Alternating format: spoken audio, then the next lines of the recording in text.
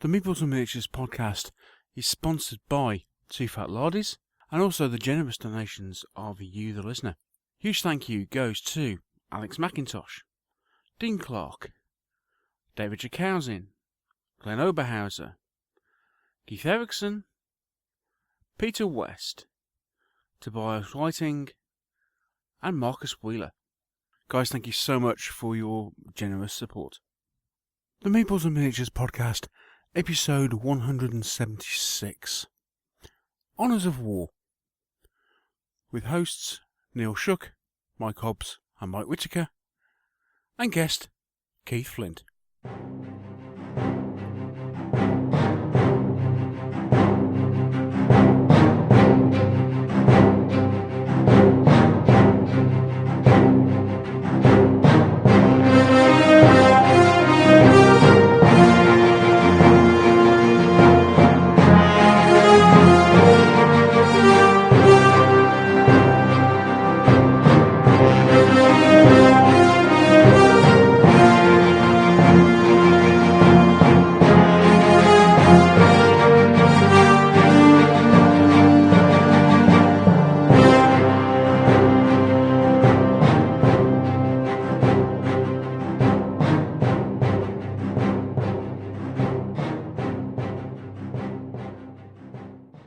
Hello, and welcome to another episode of the Meeples and Miniatures podcast.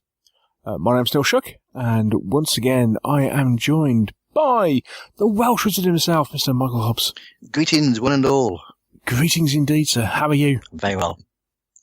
Very well. Indeed, and getting ready to go off to Potts Foreign. Yeah. Well, he's foreign-ish. Foreign. Lad Island. Across the ferry. Yeah. It's a whole different world. Passport. Yep. All backed. Cool. And of course, giving himself away before he's introduced yet again. It's Troubled Mill himself. And I'll probably pronounce that completely wrong, but then again, I'm not from Yorkshire. So there we go. I've given up trying. Troubled Mill. Yeah. I'm just not going to get used to calling you that. You know, anyway, it's Mike Whitaker. Hello, mate. It's Schrodinger's Mike, since I'm sort of in and out depending on which segment of the show we're at this time, I think. Schrodinger. Yes, indeed. Yes, Mr. Whitaker could not join us last week when, by the wonders of podcasting, we recorded half the show. Or actually, when we recorded, about half the show. Excuse me. I'm sorry. I had other things on my mind. You've got other friends on a Wednesday. Are you familiar with the phrase herding cats? Yeah. Right, that's what organising committee meetings for the War Games Club and the show is like. Currently, it's Wednesdays at 7 or nothing. I see. And this is why I'm not going on a committee. I'm stepping away. If you want to, Mr. Whitaker, if you want to go ahead and alienate members of your club live on air. They're the ones who pointed out it was like herding cats. Fair enough. Okay, so what have we got in store for you on this show? Well, we've got all our usual segments. We'll delve in a little bit into what we've been up to. We'll have a look at some news. We've even got a mailbag, although we cheated because actually it's the mailbag from episode 175, which we couldn't actually fit into the previous show. Or actually didn't fit into the previous show by majority vote. Because if it was up to Mr. Whitaker, it would have been over 4 hours. No, I didn't say we should. I said we could. Subtle difference. Yes, I decided that we shouldn't. And as I have said many times, it's your podcast. So, yes, so the mailbag, which would have been in episode 175, is actually now in this show, giving away our secrets. Cool. Anyway, the main part of the show, we are going to be chatting to a chap called Keith Flint, who, amongst other things, is the author of Honours of War, which is a 7 Years' War set of rules produced by Osprey. It came out back in the last year. So we've got interesting chat with Keith, actually. As well as discussing the rules, we went all around the houses a bit on other various different bits and pieces. So it was good chat, wasn't it, Mike? It was very nice. Yeah, indeed, very interesting. Yes, which you'll find out. Very nice chap. Indeed, later. Yeah. Yes. So that's the main part of the show, and we'll even slot in a mini review for you. But it's going to be a mini review of an accessory as opposed to a set of rules this time round. But again, more of that in a bit. We are nothing if not varied. Well, we do try. And slightly cryptic today. Us? Never. No. But whatever you do, don't look at the show notes. Because I'll just give it all away. Yes, plus the fact it might upset somebody. Oh, I didn't think of that. Yes, quite. Yeah, we'll find out in a bit where all of a sudden it's like, oh, and at this point we appear to have lost a co-host. Stop it, just stop it. Let's just stop it. Right, yes, more of which later. So, I think, and one other thing, just to point out, I just want to wish our fellow co-host, Mr. Dave Luff, a very happy birthday for tomorrow. Oh. That's tomorrow on the day that we're recording this, so that will be on the 11th of August. So 4 days ago? Something like that. Yeah. So only 6 days after mine, then. Happy birthday, Mike. Indeed, yes, because we forgot to wish you happy birthday, didn't we? We did it last week, but he wasn't here. I know, I wasn't here. Indeed. Yeah, right. We had a party and everything. I had a little hat on. Streamers, and he didn't turn up. Oh, I don't know. Yeah. Right. So happy birthday, happy birthday, Mike, who is officially old. Was it a special birthday like mine, Mike? No. Only if you count in very strange bases.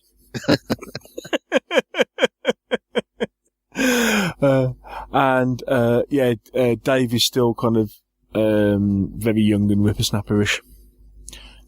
Somewhere in his mid-40s. So, happy birthday, Dave. Happy birthday, Mike. And on that note, I think we'll take a quick break. And when we come back, we'll be chatting about what we've been up to.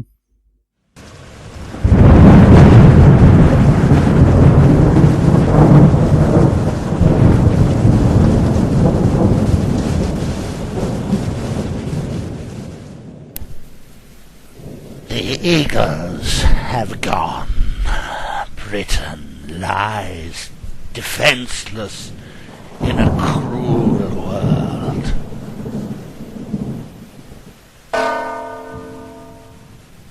Since the birth of our Lord, it has been 456 years. What sins have we committed to bring this punishment to Britain? I speak, of course, of the Saxons. They came as allies, but now they seek conquest.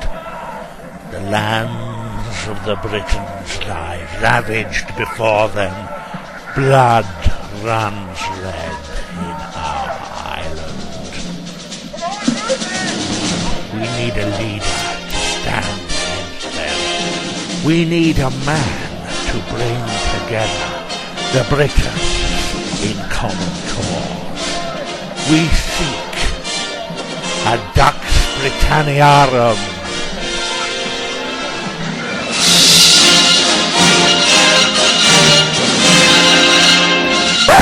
Right, that's enough of that. Dux Britanniarum from Two Fat Lardies. They really are very good.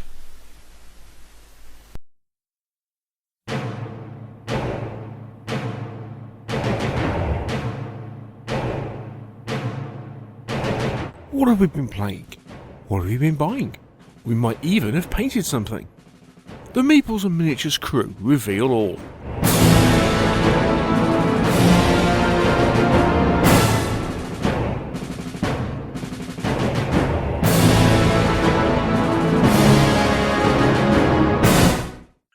Well, welcome back, and we're going to chat about what we've been up to since the last time you talked to us. I think I'll go first this time round. What have I been up to? Wow. Horses. I'll come on to horses in a minute, because I have been doing something else. I mean, yes. Other than I did actually have a few days off work, and spent 3/4 of an hour. No, if that, about half an hour, painting sleeves on 6mm Frenchmen, and I must have got a bit bored. So I thought, and I was looking around and suddenly thought I had this pile of plastic sprues sat next to me, staring at me accusingly. Yes, so I put together 32 Norman cavalry for Saga. This is the point at which I say only 32. I don't think I've ever been so bored that I thought, I've really got to make 32 cavalry. I wasn't so much bored. I would literally do anything other than. I've been meaning to do it for a while. Because basically 4 units of warriors. It means that then my Norman army can turn into a Breton army and all sorts, and gives you a load of different options. But yeah, it's like that's an awful lot of horses. Yeah. And yes, as people who have seen my blogs and stuff and have criticised me online, yes, I've already committed the cardinal sin by gluing the riders on beforehand. You twit. Mm. I know a lot of people do that for some odd reason. I think it's strange. I mean, personally, my thinking in this was to make sure that you got a decent bond between the rider and the horse, which are both plastic, so they're welded together, rather than essentially gluing together 2 coats of paint. I tend to use a little blob of green stuff with some super glue on it. Well, there you go. You learn something new every day. Yeah.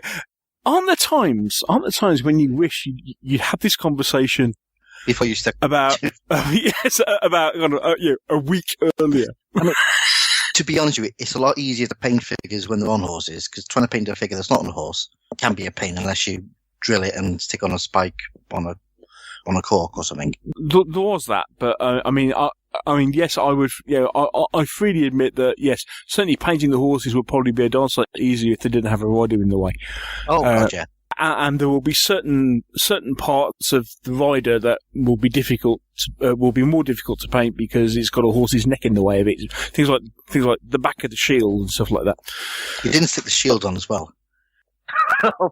Yeah, because the shield's connected to an arm. I mean, most of them, you haven't got a choice because the shield and the arm is one. Okay.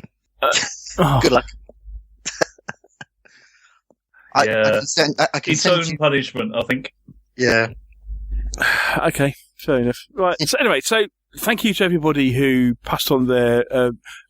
Hindsight is a wonderful thing, but thank you to everybody in the meantime who passed on advice about painting horses and I mean. What colour are the horses, Neil? What colour are the? Well, funny you should say that. Well, at the moment they're black because I've just undercoated them. Yeah, funny enough, actually, but interestingly, it's the first time I've used because I'd run out of primer and I was thinking, what am I going to use? And I don't like using spray primers, primarily because I haven't got anywhere inside to paint. I haven't got a garage or anything, or a temperature-controlled environment, and I'm not going to do it in the kitchen or anything like that. So I prefer using paint primers.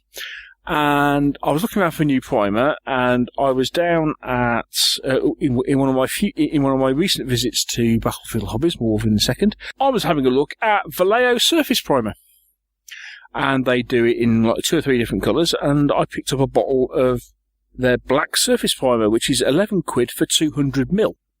We all didn't think it was too bad. Now, apparently, this stuff you can use both as brush on, or you can use it in airbrushes, and yeah, current experience, which I've done, say, 32 odd cavalry, and Josh has done three Metal Guild Ball figures. It seems all right. I still kind of actually yet to paint over it, but I mean, coverage-wise and everything, as far as actually using it and stuff is concerned, it's perfectly fine. So, watch this space for more news on Vallejo Surface Finder. It says first time I've used it. Looks quite interesting. But yes, talking about colours of horses, as I say, I had some advice from a couple of people, and of course, a certain podcast member. I mean, blimey, talk about getting involved in a subject.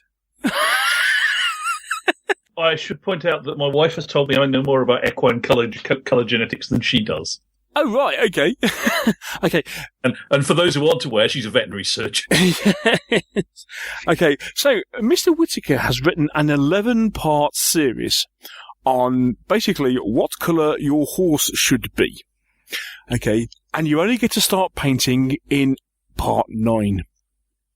But you get to figure out which colour they are in part 8. Well, yeah. What's the answer? Bay. Bay, yeah. No. Mostly bay. Mostly bay. Sorry, is that the same as mostly dead? What it isn't is the same as mostly brown. No. I'll be honest, Mike. I got to about part 3 and I thought, stuff this. What's the too long you didn't read? Oh, bay. That's cool.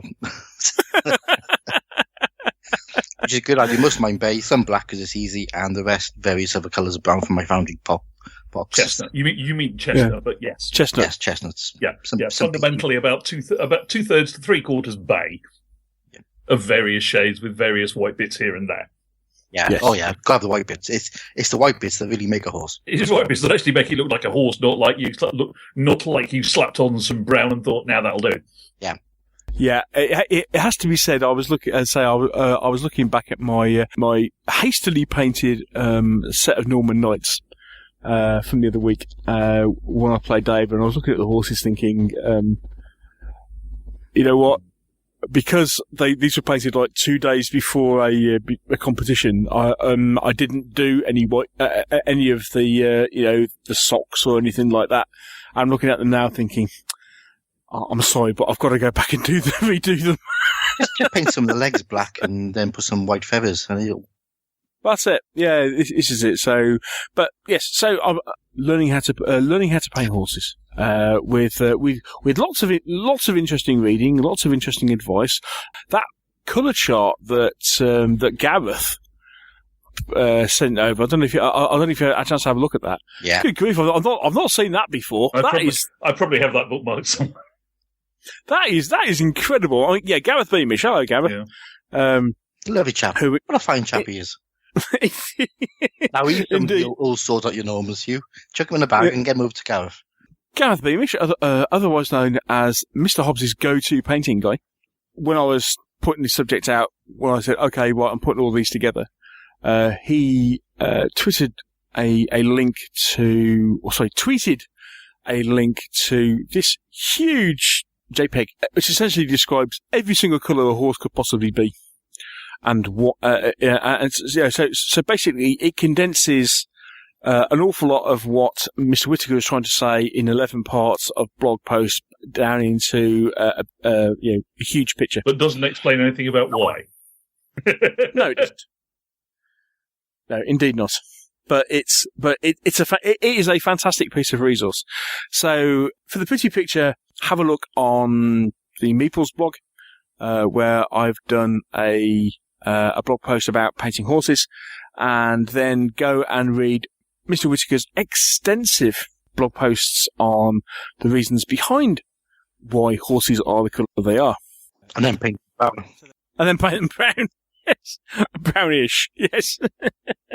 So, other than that, I've actually been gaming for a couple of weekends. Had a consecutive, I'm obviously being on holiday, had consecutive weekends when I popped down to Battlefield Hobbies, fine upstanding establishment. Hello to Jack, manager, and Nick, who very kindly last week, amongst other things, taught us how to play Guild Ball. And hello to Hammy. I had a word with Hammy, who's one of the owners. Had a brief chat with him. And we're hopefully going to get them on the show and chat all about everything they've got planned for for that venue because they've got big plans to kind of extend opening hours and various other bits and pieces. So had a good chat and what have you. But yeah, played games and played kind of older games. So finally taught Josh how to play X-Wing, which was great. And then he proceeded to send it. I am concerned if X-Wing is now officially an older game. Yeah. Well, it's more than six. It's more than 6 years. It's so last year, you know. No, it's interesting. No, I just noticed that it was interesting in the fact that several games that I played recently, I'd last played kind of like 3 or 4 years ago, and then all of a sudden I've started playing them again. So X-Wing I last played in 2013. And but finally, having been meaning to for ages, finally got to start playing X-Wing with Josh, which is superb fun. It is still a fantastic game. Really enjoyed that. And what's the point? Josh really enjoyed it, so doing that. And you know, I found somebody else to beat me at war games. Hey ho. And as I say, then this week, other than playing X-Wing again, Nick at Battlefield taught us Guild Ball, which is a game I've been meaning to play ever since it first came out, and haven't quite got round to. But of course, it's always better when somebody actually does a demo game with you and actually teaches you how the game works, as opposed to you just reading rule books and then getting off of it wrong. So we'll come back to Guild Ball, I think, at a later date. But I was. With the fact that we're just playing with starter team, so it's only three miniatures aside. Looks promising. There's a lot of kind of model synergies going on and that sort of thing. But more importantly, I won. So it's a fantastic game. So you won a game? I won a game. Wow. Yes. Yeah. In fact, I won 2 games because I beat Josh at X-Wing. Yes, go TIE Swarm. TIE fighters doing what TIE fighters do best: dying in droves, but killing the rebel scum. Yes. Yes. So I've actually been the last couple of weeks. I've actually been playing games. Although strangely enough, not with Mr. Luff. Oh no, I tell a lie, because the other old game you played, and this is all your fault, Mr. Hobbs. We played a game of Command Localizations. Well, you played half a game of it. Well, yeah, because we only played it one way round. No, because you'd only put half the stickers on. As I explained, you know, I mean, other than the fact that Dave obviously doesn't like putting stickers onto blocks, I think the other thing was he was, you know, I think half the time he wants the game to double up as Stratego. But there you go. We played a game of Command Localizations, and again, reminded of actually just how good a game that is. Haven't played that for a while, and but probably more of that in a minute. But that was me. So yeah, got 5 or 6 games in. Oh, and played a game of Project Elite, which was the game that me and Rich Jones played at UK Games Expo, and caused loads of people to look at us very funny because we were being loud and what have you.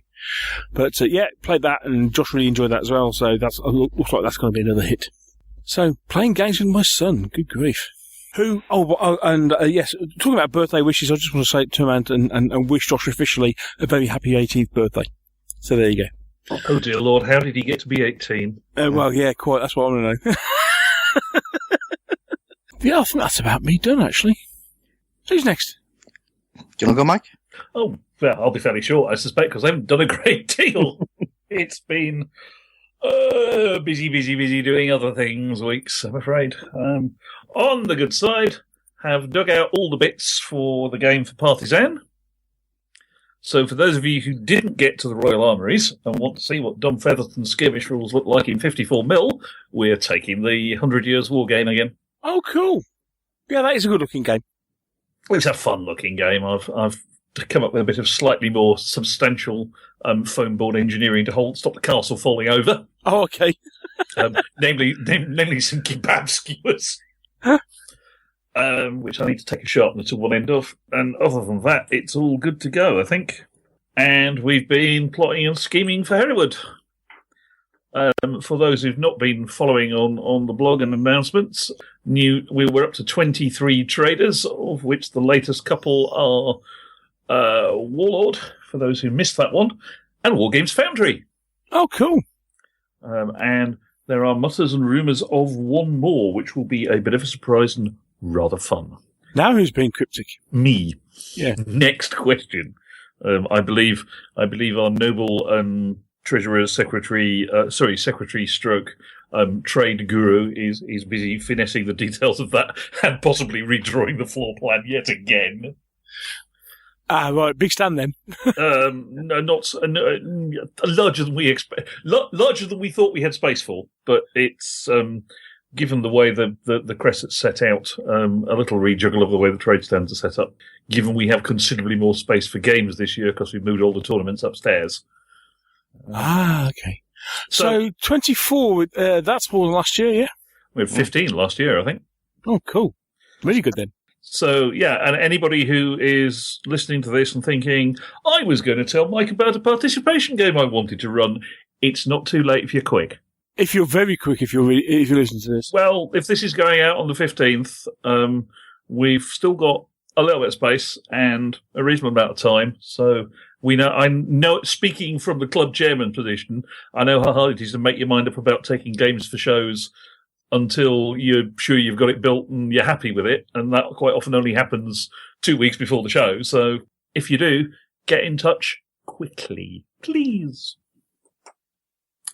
On which note, I should also note that The Who have obligingly or annoyingly moved their concert tour from September to April next year. So I'm not now in Sheffield the night before the show watching The Who. Which is perhaps a good thing. So we'll see you guys for supper in the usual place then. Oh, AGM 2. AGM 2. Excellent. Yeah, other than that, what have I been doing? I've managed to throw a number of parts for a Warbases cart on the floor somewhere in this office and can't find them, which is moderately annoying. I've been kibitzing on a couple of games of tanks, and I still think you're wrong. I'm not biting. I'm just not going there. You're not biting, are you? Let's just say that Ruben can't restock fast enough for our club. Yeah, and folks are enjoying it very much. It's, as I said, it's a very good beer and pretzels game. If you want to sit down and have 45 minutes and 2 hours fun down the club, play multiple games, just have a bit of a fun shoot 'em up. It's not the world's most realistic set of rules, but it is damn good fun. I'd send it for X-Wing, but there we go. Yeah, I would say that it's in some ways in terms of gateway games, it's sort of X-Wing light. Oh, very much so. But as Tom from our club commented to me on Monday while we were watching Ruben running a demo game, this is actually probably going to get several of my mates who are into board games to come down the club. Job done, as far as I'm concerned. Fair enough. And actually, talking about board games and war games and stuff, yes, look out for the news. Interesting news coming up. Yeah. What else have I done? That's about it, really, actually. And Secret Project G, but I'm going to be cryptic about that one, so moving on. Is that G or C or Z? G. Okay. Which is, yes, it's a new one. No, I'm not going to tell you what it is. That's why it's called a Secret Project. Okay. Is it my turn? I think so. Well, it ain't mine. What have I been doing? Not much painting. I did finish off my Highlanders. Hey! Highlanders of Sharp Practice. Although I have ordered some of the ones from Westphalian, which are the Rude Highlanders, which I think will make a stunning little deployment point. All right, okay. As in what's worn beneath the kilt. There may be gestation, yes. Gestation? Gesturing. Yes. You are aware of the correct answer to that, I trust. Yes. Nothing, it's all in perfect working order. Yes, so, yeah, that's about it. Okay, so officially then, how difficult is tartan to paint? Bearing in mind that I might have to consider painting tartan as I might be making a Guild Ball Brewers Army. It's easy. Easy. Yeah? Yeah, it's all about giving an impression of tartan. I mean, you can spend hours and hours painting proper tartan, or you can do what I do, which was paint the kilts a mid-tone green, put on some little blue squares, and then just do a cross-hatching of yellow. And it looks like tartan. Little blue squares? They weren't proper square. I didn't go there, with a... Can I borrow your microscope? It's only 28mm. It's literally just little blobs, little squared off blobs. A couple of mil wide. And you need a few of them on the front and a spludge around the sides on the pleats. Okay, I think close-up pictures on your blog are required. Oh, I think there's some there. I'll take some anyway. But yeah, fine. It's doing the impression. It's just a little bit of yellow, crosses here and there, and it looks fine. Didn't take long at all. Cool. The rest of them took up. Oh, they're Highlanders of pain. They got all sorts of bits of stuff hanging off them. Nothing's normal. Anyway, so I've done those. I did some cavalry and things. So yeah, that's all done. And some. Yes, you did cavalry, didn't you? You did I kept the riders off the horses. It was a lot easier.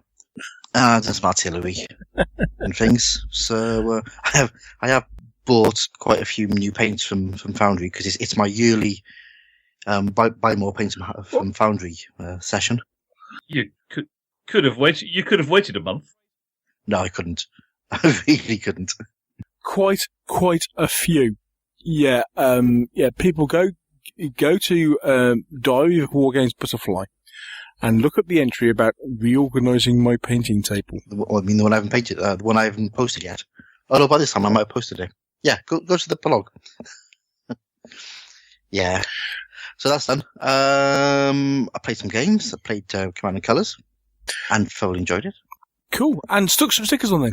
I've done lots of stickers and I've done lots of labels and I've bought it all match boxes to keep all of the blocks in so they're all nicely organised. I am that alien attentive.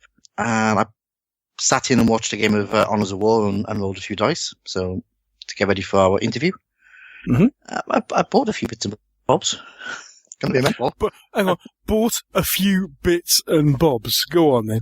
Well, I bought some paints.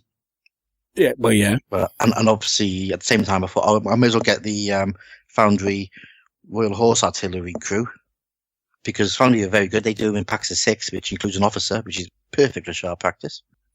And of course, because you were buying the paints, you might as well take advantage of the postage. Of the free postage because I went over £100. Yeah. But yeah, that's a lot of paint. Yeah.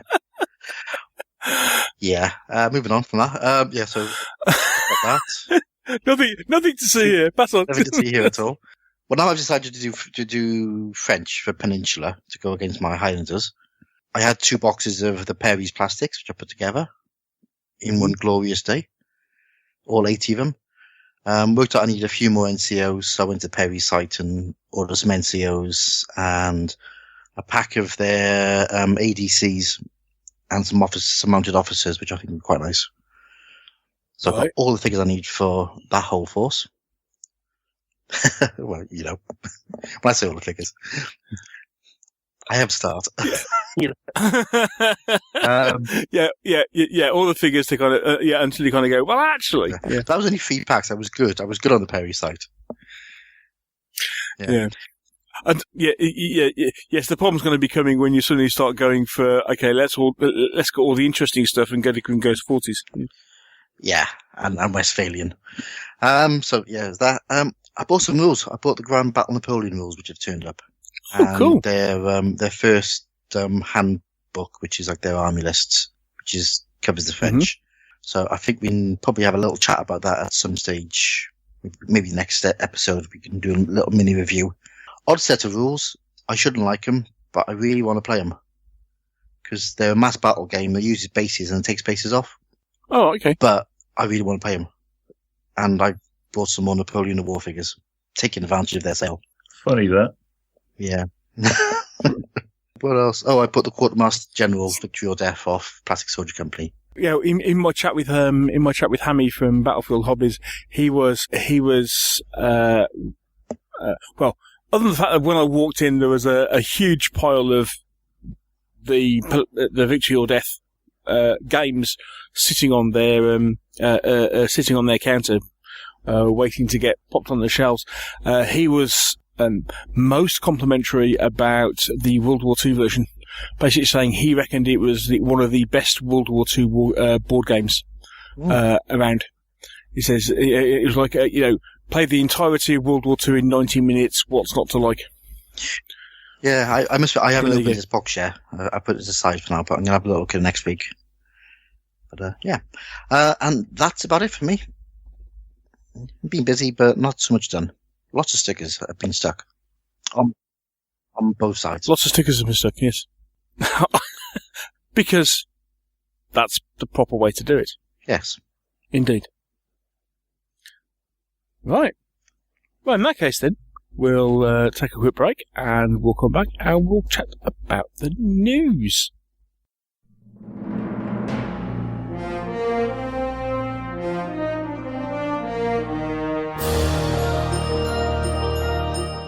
Announcements, new releases, Kickstarters.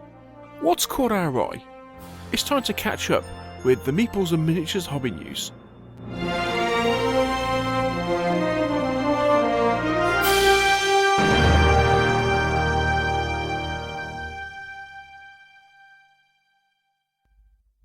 It's time for the news.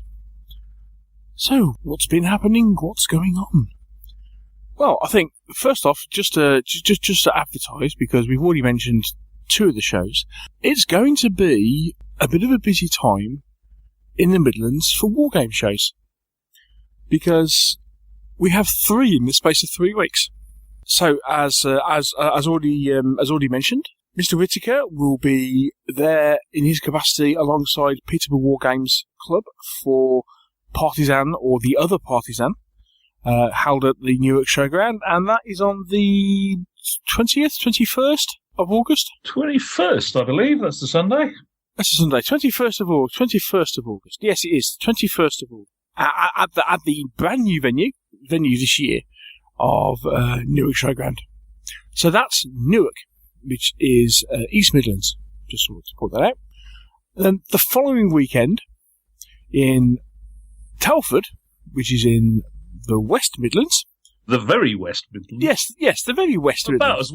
About as West Midlands as you can get by tripping over before you trip over Offa's Dyke and land face first in Wales. I mean, maybe some people would argue that Telford's on the border of Shropshire and stuff, but it's still quite a Midlands-ish. Well, Shropshire really is Wales. No, I'm actually not going to argue with that over much. No, it's a bit like Berwick. It's a contested border, I think. Yeah. Anyway, with the only difference being that Shrewsbury Town do actually play in the English League, unlike Berwick. Yes, so actually starting on the Thursday of the following week, so I think that is the 24th? I'm checking me out. Yes, Thursday. So that's the 25th to the 28th of August, so 4 days. There is a strategy game con being held at the Telford International Conference Centre, I believe it is, and that's being run by the same guys who run Comic-Con in the UK and stuff. Now that is a games convention which is going to be, it's a bit like the UK Games Expo, it's a bit like something like BritCon, which from enough is happening on this coming weekend as we record this.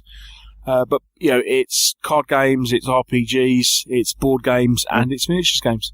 The majority of the miniatures games are being organised by Battlefield Hobbies and being run by various different people, including Gripping Beasts are going to be there.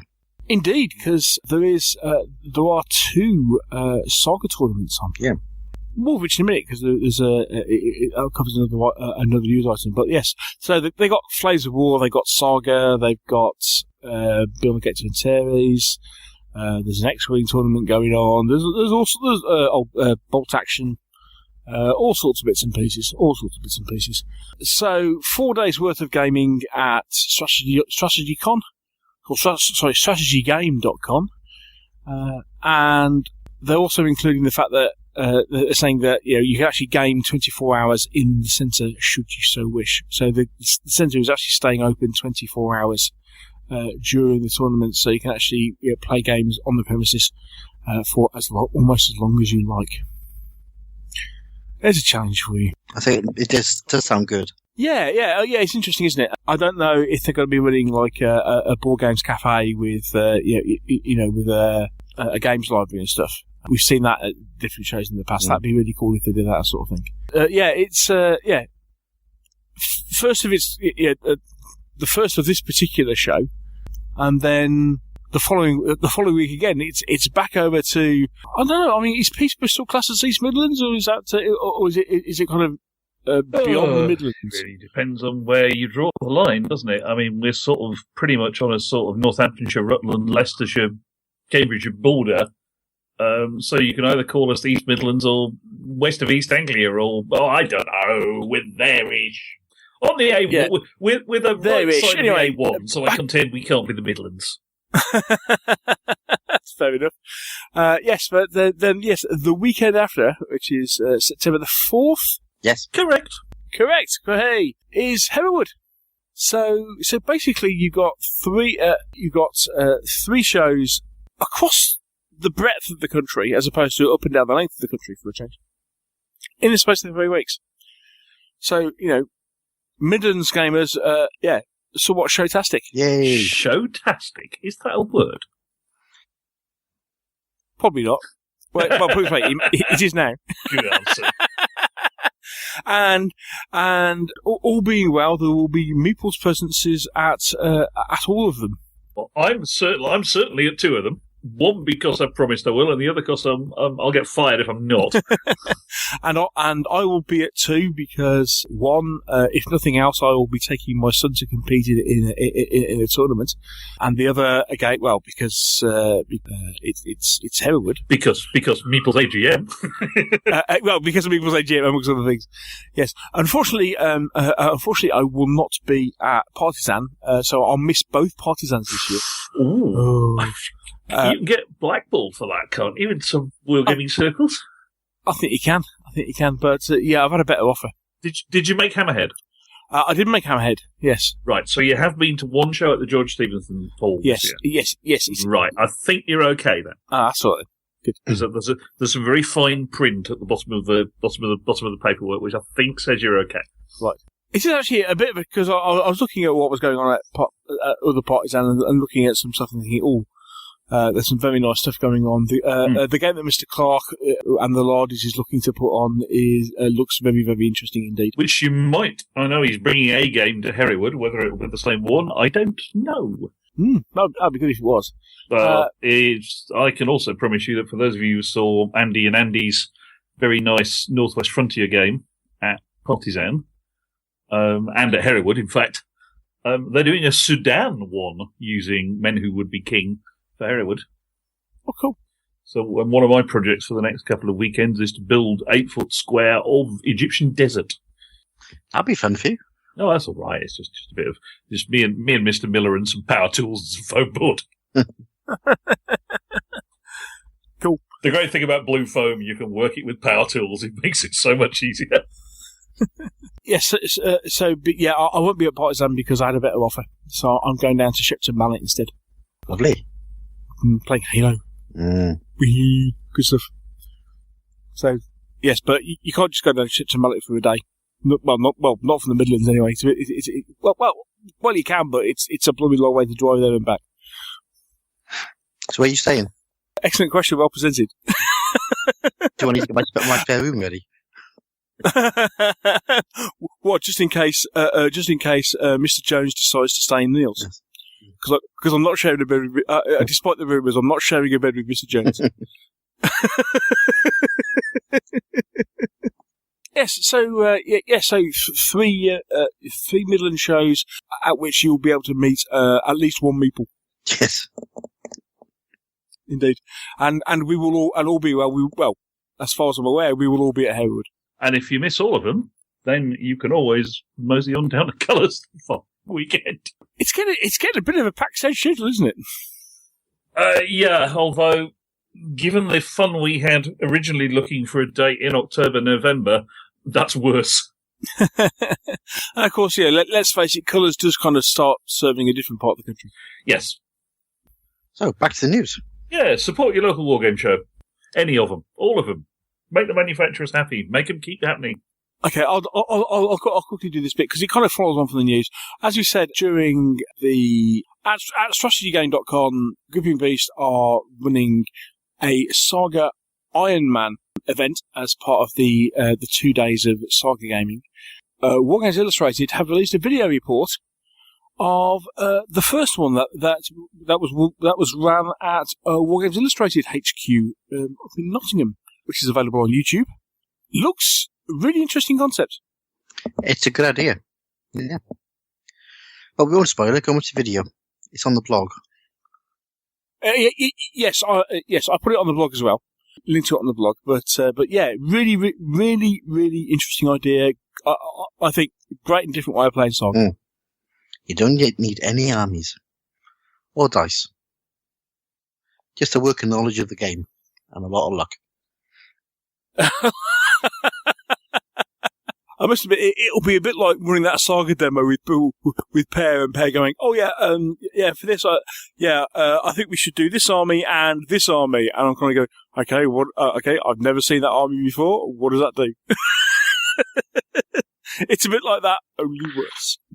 Speaking of videos, which we should probably remind folks, since it will still be open at the point this goes out, that it's not too late to fill in the Great Wargaming Survey. Oh, yes, definitely. And why, you may ask, what's that got to do with videos? There's been a few videos out, hasn't there? There have been the odd one or two. If you actually want to find out what this bunch of reprobates look like and prove that we all have faces for radio, go check out Wargaming Soldiers and Strategies Facebook stream, and I suspect it's probably linked elsewhere, including the Meeples blog. Or was Neil too embarrassed to put it up there? No, it's up there. Oh, it's up there. Good. You will see us exhorting you to go and fill out the survey, because they're jolly decent chaps, among other reasons. They're jolly decent chaps. Jolly decent chaps. So, yeah, go do the survey, folks. It's great. It's well worth it. It's educational. Mm-hmm. There's been a couple of other things posted on our blog. Yeah, this is us trying to get you to have a look at our blog. There's a good article on Dragon Rampant on Kindle. And also a nice link to Galloping Major's new 7 Years War Brits, which will be very useful for a game that we're going to be talking about later.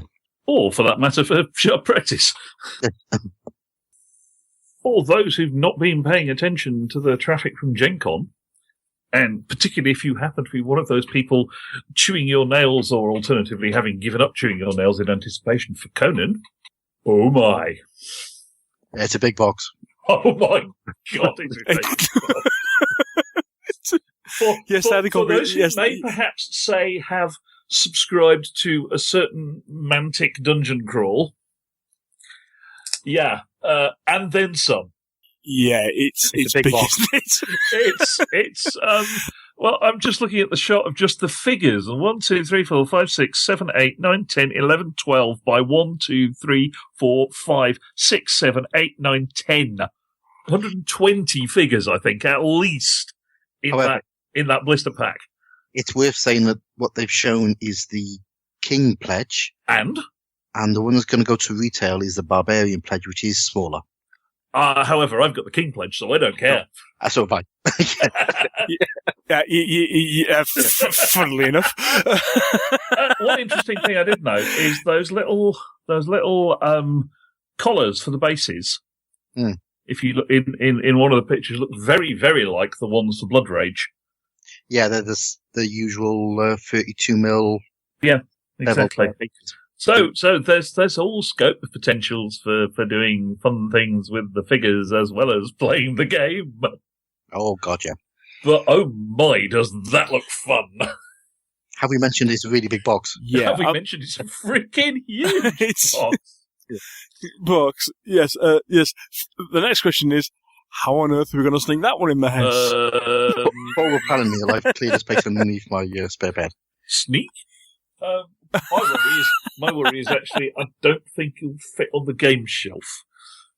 No, There is a board game shelf in the corner of the library stroke rehearsals room. Well, there is a board games pile which needs to be turned into a board game shelf in the corner of the library stroke rehearsal room, and it's not going to fit. and don't forget that for the Kickstarter backers, there's another box with all of the add-ons coming in Wave 1, which I think is possibly around about a similar size. Hang on, I need to find the phone number for Tim the Builder. Yeah, I must admit I didn't back all of the add-ons. I just went for some of the exclusives.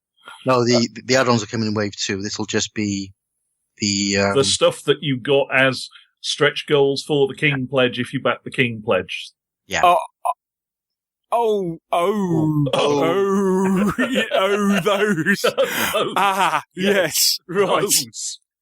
Those, yes. Okay. Yeah. Sorry, I was forgetting. Yes. On top of the King's level King level pledges, deluxe box that will only be available during the Kickstarter campaign. On top of this exclusive content, we will include all the stretch goals that are unlocked during the campaign. Yes. And there's a lot of them. Emphasis on the all. All. Yes, there was a lot. There was. There was an awful lot. Right, core box. Okay, so that's the core box. Scroll. Plus stretch goals. 1, 2, 3, 4, 5, 6, 7, 8, 9, 10, 11, 12, 13, 14, 15, 16, 17, 18, 19, 21, 22, 23, 24, 25, 26, 27, 28, 29, 30. Huge map. Sorry, pardon my French. I'm still scrolling here, folks. Plus exclusive King content. Scroll. Yeah. There's a lot. There's a lot. There will be a slight bleep in the middle of that list because I was slightly boggled by the a lot. But oh my giddy aunt, what have I pledged for here? Yeah. Now, admittedly, obviously there will be at least a few backers who are somewhat disgruntled with the fact that this is best part of 18 months late. Yep. Yeah. But at the end of the day, I mean, at the end of the day, seriously, guys. And this is an interesting thing. It brings up, because obviously, just with the sheer size of what they ended up producing, fitting that into production schedules I think that's where they've hit problems with, especially with having it produced, lots of it produced in China, and the sheer size of it, then hitting things like issues with running into Chinese New Year and this, that, and the other. So sometimes it was like, okay, sometimes big is good and and brings lots of discounts, and then it causes all sorts of scheduling issues. So it's interesting on the flip side when hearing interviews even at Gen Con. I mean, I know when I spoke to Rich at UK Games Expo, they were saying the same. Is that despite how big Dark Souls is, they are still aiming to hit April next year. Yeah. And I think that is solely down to the fact that it happens to have a bit of a big company behind it who got a bit of a clout. Plus, it's just one pledge, isn't it? They were very clever. It's like, that's all we're doing. Yeah. Well, yeah, but the amount of minis that are in that pledge now, it's huge. And the amount of backers and everything they had, huge. It's that production schedule went massive, but I think it's because they've got like Namco sat in the background, and obviously with them being a Far Eastern company anyway, I'm kind of implying that they might have a bit more clout than a few other people when it comes down to things like keeping schedules sorted out. A relatively small company with a brilliant idea that suddenly discovered it has to work out how to budget around the fact that it's just landed $3.3 million. Yeah, indeed. 18 months late, one does start to wonder, hopefully, at the end of it, that the company will still be all right. Yeah. It seems to be. They're planning I have to say that had I had more funds at the time, I may well still get some of the guest star expansion boxes because the figures are lovely. That was it. I mean, my one saving grace, I think, on some of that was that I didn't have all the funds available at the time, but at least knowing that most of the stuff was due out in retail and actually wasn't that much more expensive than what it was going to be on Kickstarter. No, I mean, okay, so it's it's $20 to $25 for the sculpted for the nice sculpted figures for single heroes, for double pair of heroes, but even so, I may well. That dragon's nice. Oh yeah, I could do things with that dragon. I'm just staying quiet. What did you pledge in addition to the king? Hobbs? Yeah, I'm just waiting for Mr. Hobbs going, my box is bigger than your box. Hang on, I'll tell you now, because I've got a section in my files system for Kickstarters, which lists exactly what I get from each Kickstarter, so I can check it off. Okay. What did I get? I got the King Pledge. Yeah. I got the Giant Wolves, the Vanilla Valkyrie, the campaign book, the Saber-Toothed Tiger, the Black Dragons, the Demons of the Earth, the Bale Pator. I got the 3 guest boxes: King Conan and Bellet, and Valerina and Salomone. Valeria and Salome, yeah. Valeria and Salomone, yep.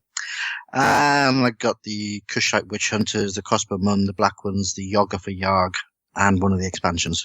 Not much then. No. I would like to point out at this point that Mr. Hobbs is a bit of a Conan fan.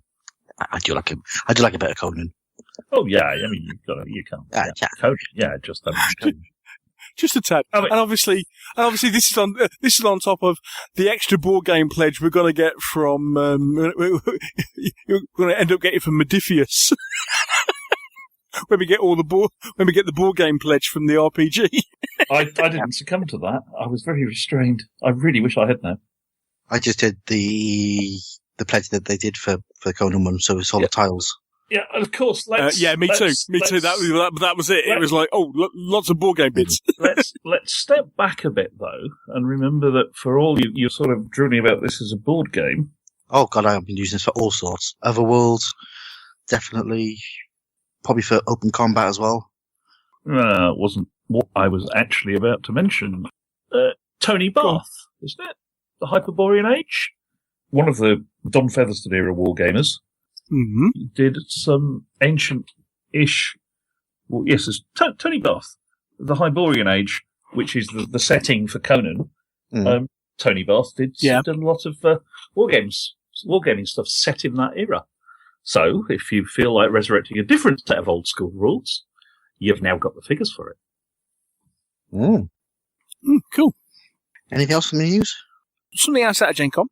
I don't know, Gen Con kind of went to pass me by this year a little bit. I was looking at a couple of little bits and pieces, but nothing major, and then something caught my eye. Fantasy Flight, who are, well known for producing top quality board games. And the odd miniatures games, as far as obviously things like X-Wing, Star Wars Armada, Imperial Assault, Descent, that sort of stuff. So and the new edition of Battlelore has 28mm figures in it as well. Okay, they have a property called Rune Wars, which they have produced board games for in the past. They're producing a 28mm miniatures game due out in first quarter of 2017. That could be interesting. Yeah. Be interesting to see how they do it. Yeah. I've heard a rumour. I've not really massively looked into it, but I actually heard a rumour that they were potentially going to use similar mechanics to what they used with for Star Wars Armada, but moving because it's a mass battle game, so moving units around instead. I'd like to see how that works. That'll be interesting. Fantasy Flight really, I think for the first time getting into proper miniatures gaming as opposed to producing board games with miniatures. So bit of a game changer from them for them, and given the quality of what they produce, whether you like the gameplay or not, I don't think of anything they produced in the last few years you can fault the production values. It will be really interesting to see what comes out of that. And talking of Fantasy Flight games, have you seen the latest stuff they're going to release for Imperial Assault. The word hubba hubba hubba springs to mind. Go on. Yes, they're doing Jedi. So we're going to have Jabba's Realm, Jabba the Hutt. We're going to have a brand new Luke Skywalker when he's all moody. And what I fancy is the Stormtrooper on top of that big lizard thing, which I can't remember the name of. So you're not even remotely going for Slave Leia then? They haven't done one of those. It's called the Dewback. A Dewback, yeah, one of those. Yeah, I'm currently sat looking at a titanium die-cast model of one because they were the same. Because that's the same scale as the Wizards of the Coast Stormtrooper models. Mm. But yes, Dewback. Mm. Yeah, very nice. Yeah, there's an awful lot of stuff coming out from Fantasy Flight. They're a busy little company, aren't they? Yeah, I mean, obviously, what they do at Gen Con is basically they announce what's coming out over the next year. They do this huge announcement to say, okay, this is what we're going to be, or at least in the next 6 months, this is what we're going to be producing. So that's why we've already seen all this stuff coming out. But yeah, lots and lots of stuff.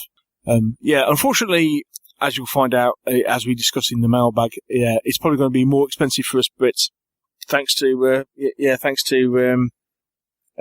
the improved value of the dollar versus the pound.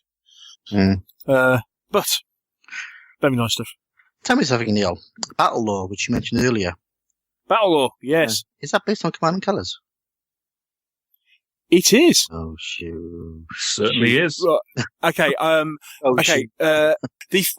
Fantasy Flight. There's a story behind this, which I will praise you very quickly. The original Battle Law version 1, which is actually the version I have because I bought it, loved it, and bought everything for it.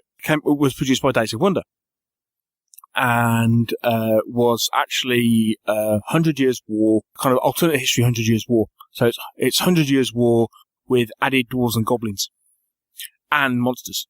Okay, so that was and it was all done in 15mm plastics. So that was the original Battle Law. Got to the point where Days of Wonder actually couldn't afford to produce it anymore.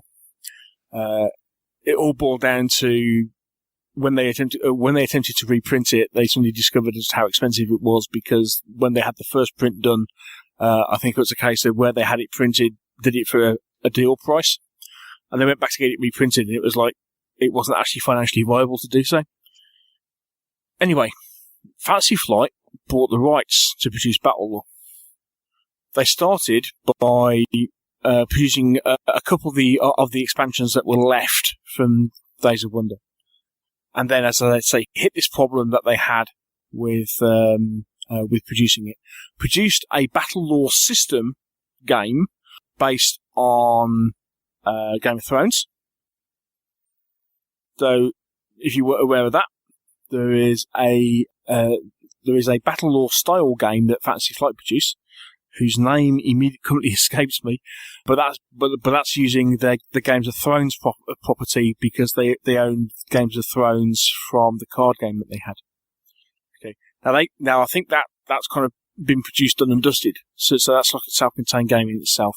But now they brought out a second edition Battle Law, so now set in completely different setting, using 28mm models. So what you're saying, Neil, is that I need to buy it just so we can discuss it on the show. That's what I'm hearing. Yeah. Really? It will be interesting. It will be interesting to find out the difference between first edition and second edition. Well, there's only one way to do that, Neil. One of us has to buy it. Because I mean, I own first edition, and I must admit, because I own all of first edition, I'm not going to buy second edition. Although I have bought the app because they do something called Battle Law Command, which is an app which basically allows you to play Battle Law on your phone. It's great. Oh. Yes, but it does look interesting. Safely immune. But it's a fantasy game. It's Command and Colours. I really like Command and Colours. Have I mentioned this? I've mentioned that you like Command and Colours. Yeah, I mean, how long has it taken me? How long has it taken me saying, yeah, it's a good game. Little while. And you were right, Neil. Yeah. Anyway, now, I mean, some people will probably take me to task for liking Command and Colours and then being so sniffy about tanks. because they probably turn around and say, well, it's no different. It's it's a stylized war game. It's a humongously massive abstraction. I mean, you divide the entire battlefield in 3 chunks and weird crap happens. Which game are you talking about?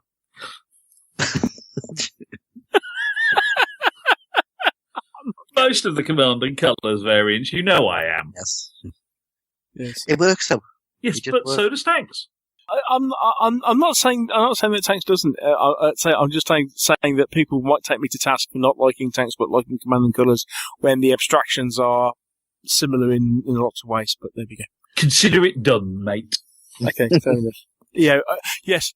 Hey, I'm inconsistent. Live with it. Let's just say we're all right in our own way. In our own strange little way. If I might backtrack just a hair, as I have been slightly zoned out during your discussion of Command and Colours. The book I was mentioning was Tony Bath's Ancient Wargaming, which is republished by the goods offices of Mr. John Curry, who's been happily republishing all the Golden Age stuff. And basically, it's a reprint of his Setting Up a Wargames campaign, which covers many eras of setting up wargames campaigns, but also focuses on his Hyborian campaign for Conan, and there's also 40 pages worth of campaign write-up from his Hyborian Age Conan campaign. So you might want to go and pick up that in some digital form or print form if you're at all interested in Conan and more role-playing aspects of campaigns, which Mr. Bath seems to have been rather good at. This has been your wargaming history lesson for the week. Thank you very much. I shall have a look at that. I thought you might. Research, mate, research. It's all about research. Haven't you spent enough this month? Yeah. Well, what's the phrase? There's always next month's budget. I can always spend it early. Yeah. It's only £6 on iBooks. Okay, fair enough. No, I'm thinking more about the 54 quid for Battle. Got some nice figures in there, mate. Okay, you're not helping. Just sort of point that out. Got some nice figures. Got some nice expansions. Yeah, and bong, that brings us to the end of the news. Get us out of here before we start spending money. Yes. Too late. Too late. I just bought the Tony Bath book. Oh gosh, and if nothing else, talk about old school 40mm flats. Oh, fantastic! Way. Excellent stuff. So, what's next then? Should we have a quick review of something? I think we should. Okay, we'll have a quick break. When we come back, we'll have one of our new famous, or well, potted, squeezed, compressed reviews.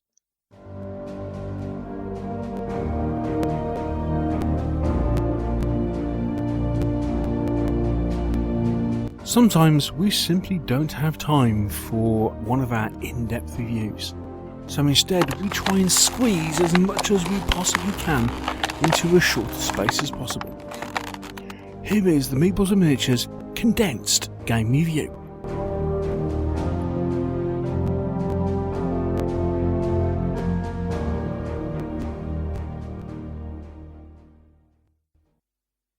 In our short review this month, we're not going to look at a set of rules. We're going to look at some battlefield accessories. Do you think at this point, Neil, we should give a bit of background? Go on then. Oh, okay. Well, what happened, Mike, was... Well, okay, let's be honest. Mike, we're really sorry, mate. All right. Okay. You see, we were on Twitter and we were chatting, and somebody asked about Game of Mats, and I think it was either me or Neil went that Cigar Box looked quite interesting, and then it's Deep Cut. That's the two we used. And the next thing, though, both me and Neil are getting direct messages from Cigar Box going, "Do you want us to send you a couple of our mats and you can have a look at them?" Now, in our defence, you don't say no. Well, plus the fact, I think... I tried to say no. I said, no, just send them to Neil. He'll do the review. And they went, no, Mike, we want you to have a couple as well. We want to get your opinion on them. I was forced, Mike, to take. I fully understand that. So you'll bring any that you don't use to the show, then, will you? No. But yes, yeah. So completely out of the blue, they dived on Twitter and forced us. They foisted their product on us. And what I mean, and desperately they turned around and said, "Go on the website and choose what you want, and then give us an unbiased review." Yeah, and then it sends. Can't say fairer than that, can you? And then it sends to Neil, and I thought I'm never going to get these off him. It was a close run thing, I tell you. They arrived about 10 days ago, and incredibly, from the States, they arrived. Okay, so we'll ship them out, and they arrived in like 3 days. It's like, good grief, that's quicker service than some companies in the UK. And much to Mike's disgust, I didn't open them until for a couple of days, because it was like, I haven't got an area big enough to show these off, so I've got to wait till I pop round to the Meeples bunker, so we can actually get them out on a table. So I didn't open them, and then so I took them round to Mr. Luff's last week, and we took some photos, and there's actually a review on the blog. So got them all out, took some photos, and then basically tweeted to Mike, Mike got some bad news. Only 2 mats have arrived. Don't know what happened to the others. We were thinking of that, but unfortunately Mike didn't fit. No. Mike didn't fall I for checked. that at all. And since then, so we got them out, we had a look, and since then I have... Sorry, I'll confirm. Mike, have you received your mats? I have received the mats, Neil. That's good. Okay, so I just want to put that out there that I did actually pass them on. It was a close run thing. Mr. Luff was all for retaining the Waterloo battlefield because when we got the offer, I did contact Mr. Luff and say, we've had this offer. What should we look at getting? And when they arrived, he turned around to me and said, "You didn't tell me they did these." Sorry. So, what we got was a couple of, funnily enough, it's quite interesting what we ordered, because I went for a couple of generic mats. So just base mats with no other scenic detail. Meanwhile, Mike? I went for ones with scenic detail, because I wanted to see what they look like. Because normally, when I buy mats, right, I just buy standard coloured, matte mats that you put stuff on top. But Cigar Box do these sort of designed mats with roads and fields. Plus, as you say, and they do them for specific battlefields as well. They do them specific battlefields. So I thought, In fact, tying back to last time's review, if you play something like, say, Altar of Freedom, and you want to play Pike Creek or Piedmont or one of the others, Pipe Creek, my apologies, or one of the others in 6mm, I suspect that some of these terrain mats would do you very, very nicely indeed. They do actually have a specific 6mm terrain mat for day one of Gettysburg. They do. Yeah.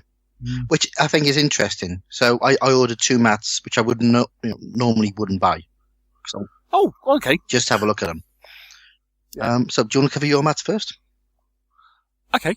So I went for a desert mat, because obviously our terrain currently is built around not desert.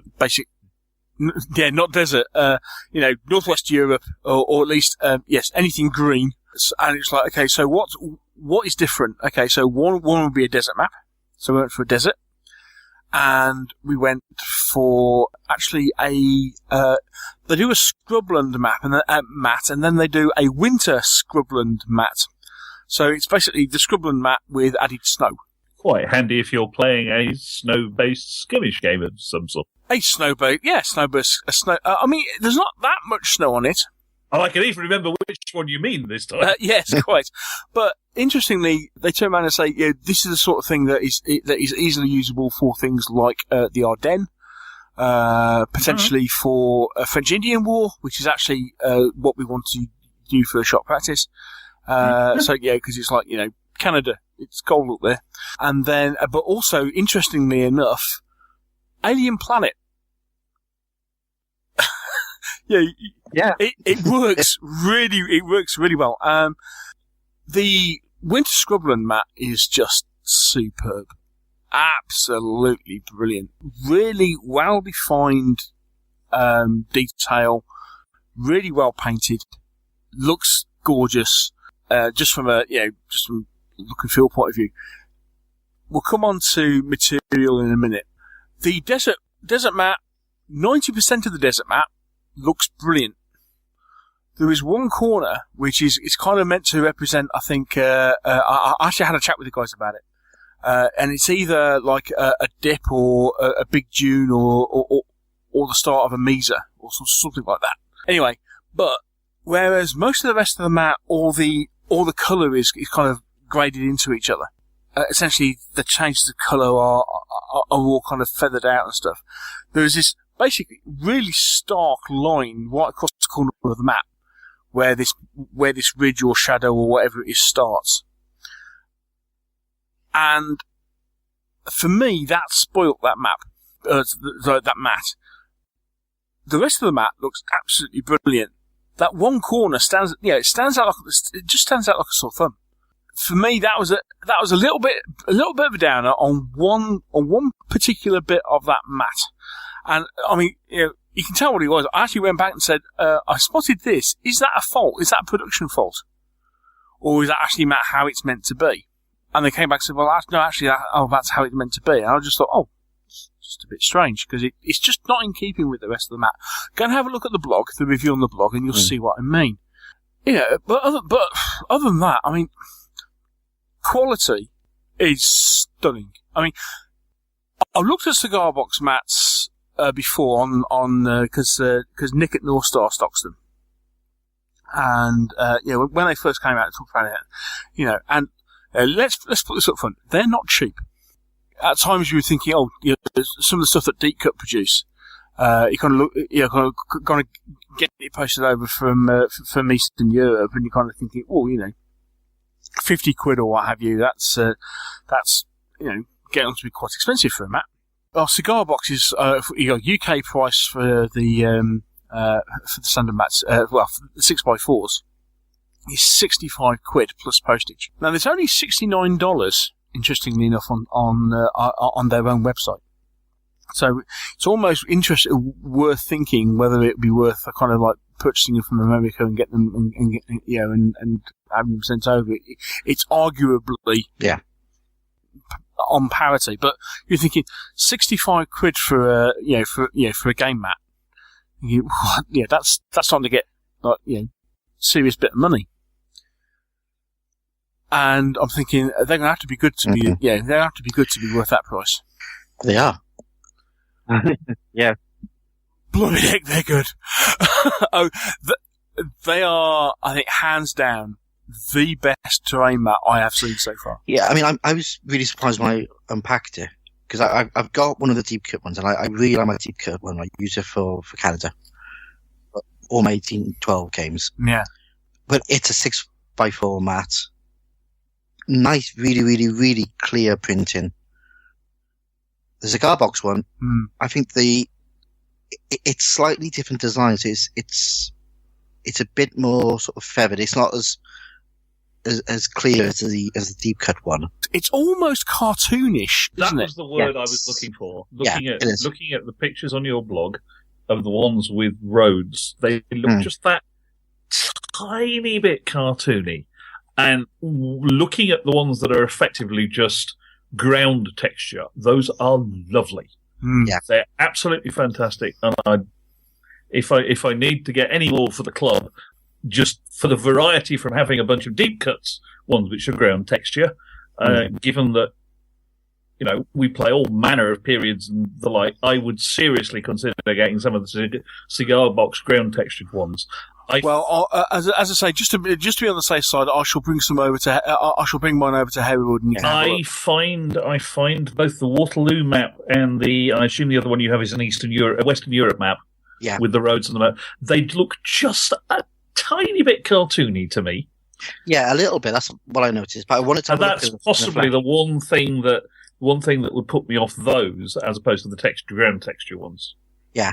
Now, the thing I do like about these is, one, they are bigger than 6x4. Yes, always useful. Yeah. And they're lined.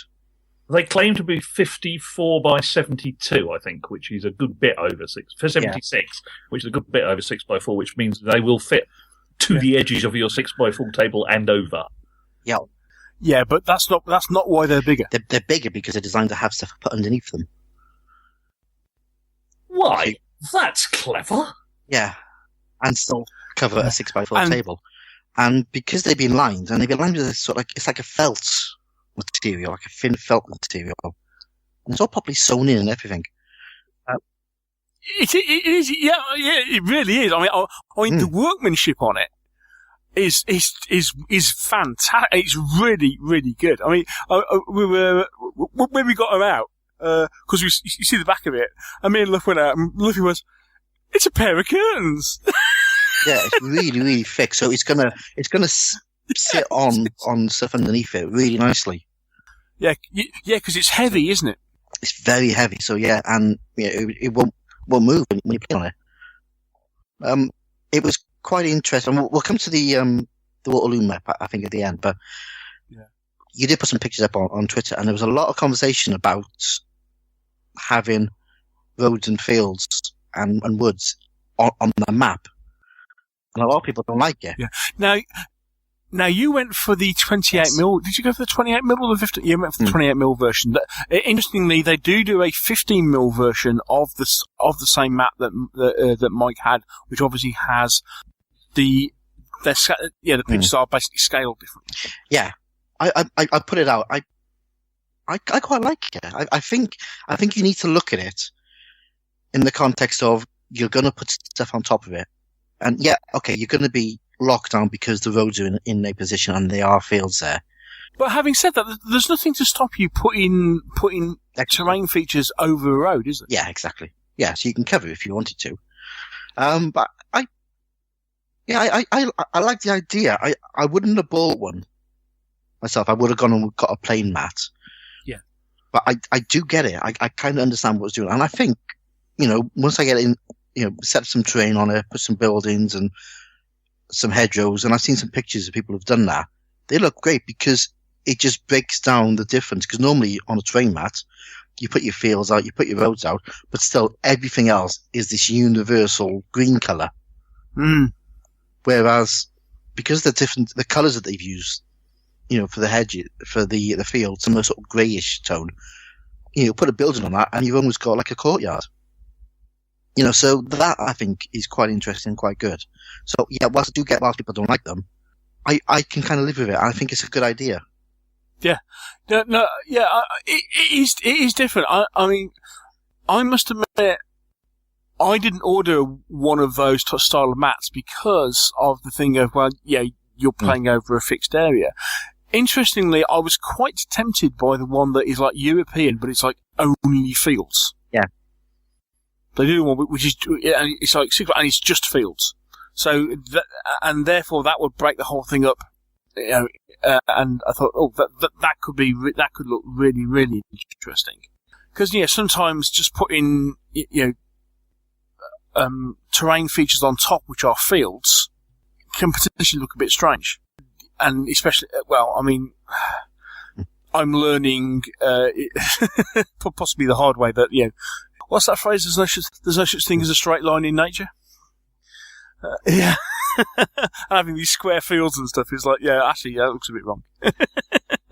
But yeah, I wouldn't personally have chosen one of those myself. But I agree, it does look really interesting.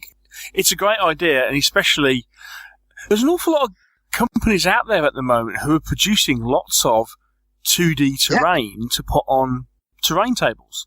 I mean, Kevy Designs have been running a Kickstarter to produce that. Deep Cut have been producing lots of new stuff, and it's all 2D. It's all 2D terrain, like whether that's rivers, roads, hedges, or forests, or what have you. It's all 2D terrain to go on their terrain mats, and it seems to be something that's suddenly caught on.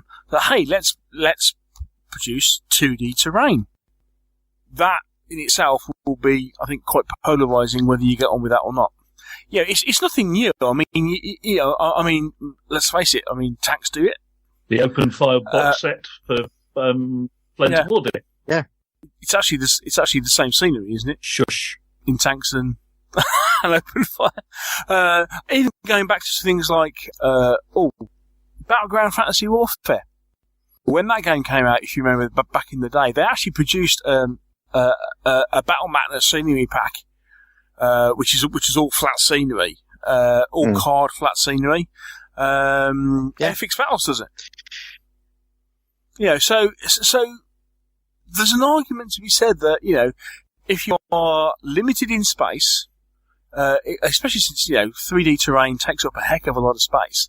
If you are limited in space and the aesthetic, as far as you're concerned, you can cope with the fact that you're only dealing with 2D terrain.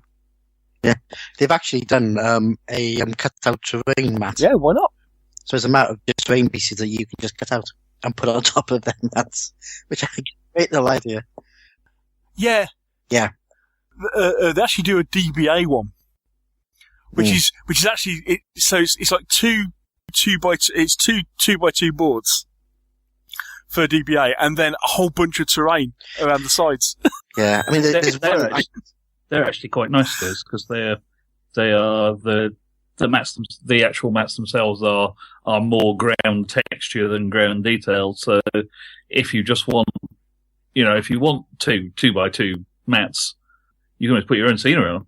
Yeah, I am going to have a chat with them because they do an 18-inch wide river mat, so the river just runs on the middle.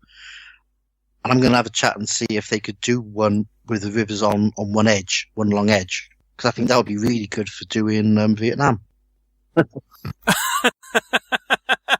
I can't think what scenario you're thinking about. You could simply buy the one with the 4 foot wide river and fold it in half. No, because I want some ground.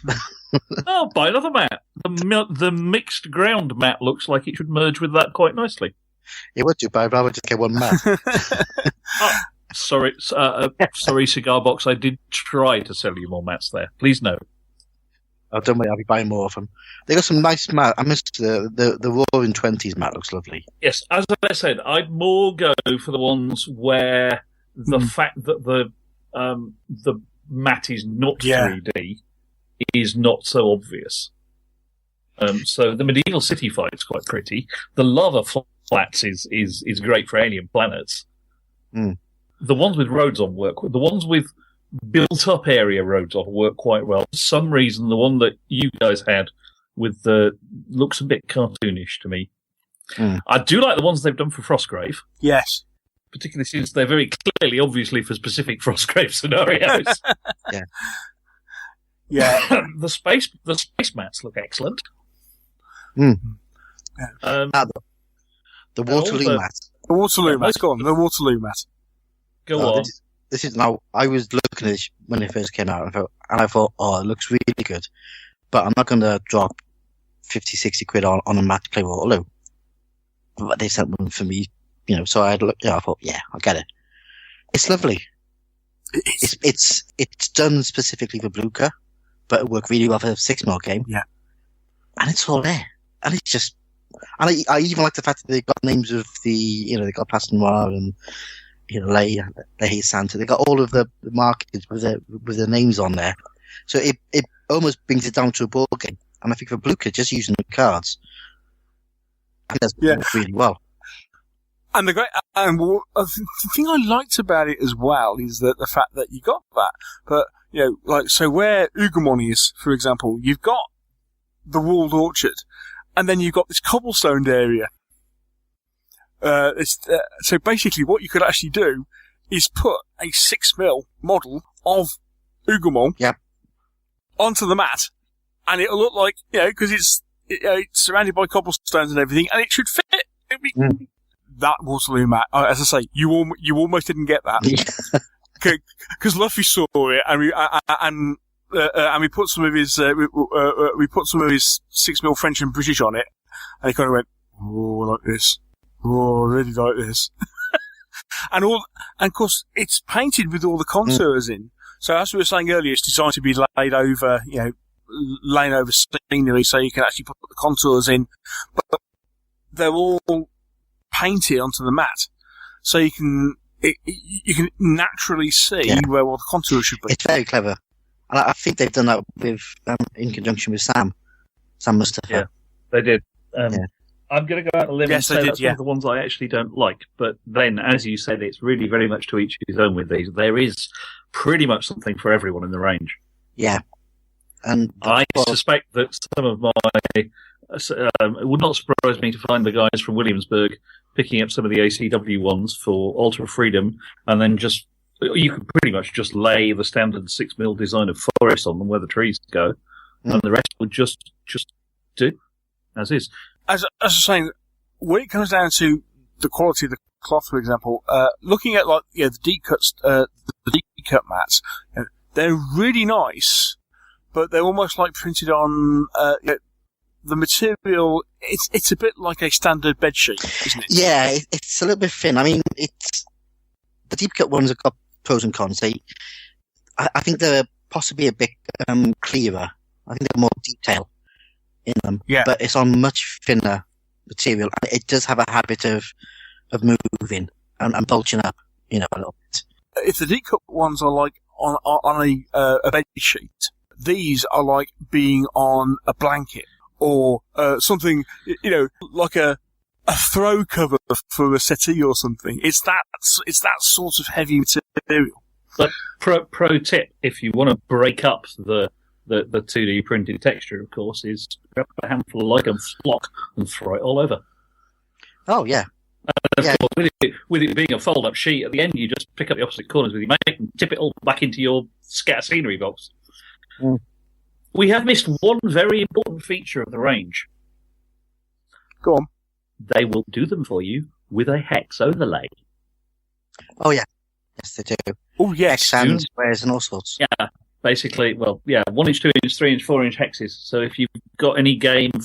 let me see. If you have a game for which there are blocks and hexes, for which you'd like an interesting looking battlefield... Indeed. Not that I can think of any, right off the top of my head, Mike Hobbs. Yes. I almost went there. I did. I did almost go there, and then at the last minute, I decided against it. Funny enough, so did I. Battletech players, actually, chance. Especially like the Oceans ones. I like that. I like that Caribbean Ocean mat because it's the right freaking colour. It's that really, really crystal sort of turquoisey blue that the Caribbean shallows go, and it's a very nice looking mat. Mm. I thought this would be a short review, guys. Yeah, sorry. I was just looking at it. They do the beachhead one, which is 3 mats in one. So you get the sea, you get the beach, and you get the land. Mm. Yeah. I mean, yeah. And the loud scream from your critic. Indeed, but yeah, I mean, as I say, when they first came out, or when I first saw them, I thought, good grief, yeah, they're expensive. And I think the old adage of you get what you pay for really holds true. Yes, it does appear so. Yes, they're not cheap, but they're blooming good quality. Yeah, top quality, really, really good. And what is more, they're going to come on the show. Are they now? They are. We fabulous. After I got them, I have been chatting to them, and they are keen to come on the show. So, all being well, in the non too distant future, we will be grabbing an interview with the guys, we can find out all about it. Slotted seamlessly into our busy recording indeed, schedule. Due to the 6-hour time difference, it's going to have to be on a weekend, or at least a Friday night. So yes, we will slot in an interview with the guys from Cigar Box. Boy, don't we bring you some great stuff. But yeah, fantastic product. Really impressed. Yeah, really good. And if you don't like the European one, which I've got, go and buy a plain one. They got lots. Yeah, there is something for everyone. I don't like the entire range, but there are some that I'd buy in a heartbeat. Yeah. And you wait till you feel them. You'll be going, I'll be taking this home and sleeping under it. Not sure I'd fit. And on that note, we should bring this. I thought this compressed review. Yes, to an end. Just taken pretty much half an hour. Indeed. Oops. Well, that's normal car reviews, half hour, you know. Yeah. Okay. Yeah, we'll take a break, and when we come back, we'll be chatting with Keith Flint all about Honours of War.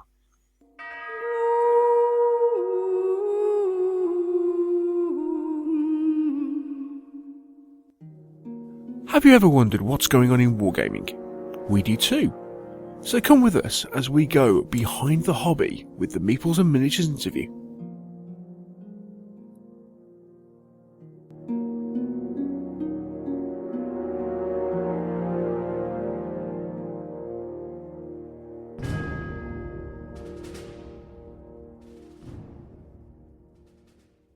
We're very pleased to welcome to the Meeples and Miniatures podcast Mr. Keith Flint. Hello, Keith. Hi, Neil. Hi. How you doing? Welcome to the show. Thank you. Thank you for inviting me on. It's great to chat. Now, Keith, amongst other things, is the author of the Osprey book Honours of War. And actually, we were recommended to talk to you by Mr. Paul Caspel, who basically emailed me and has been badgering me saying, Keith's got this book out, don't you? I've heard, yes. I said, you ought to have him on the show. You really ought to have him on the show. It's very kind of him, yes.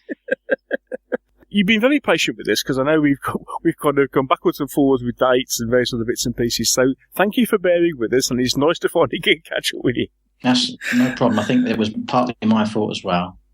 Since it's your first time on the show, what we normally do with our first-time guests is we find out a little bit about you, and especially about your gaming history, how you got into wargaming in the first place. So, can you kind of give us a brief introduction to yourself and how you started wargaming? Yeah, well, I'm 58 now, and I've been wargaming since I was a teenager, so that's more than 40 years on and off.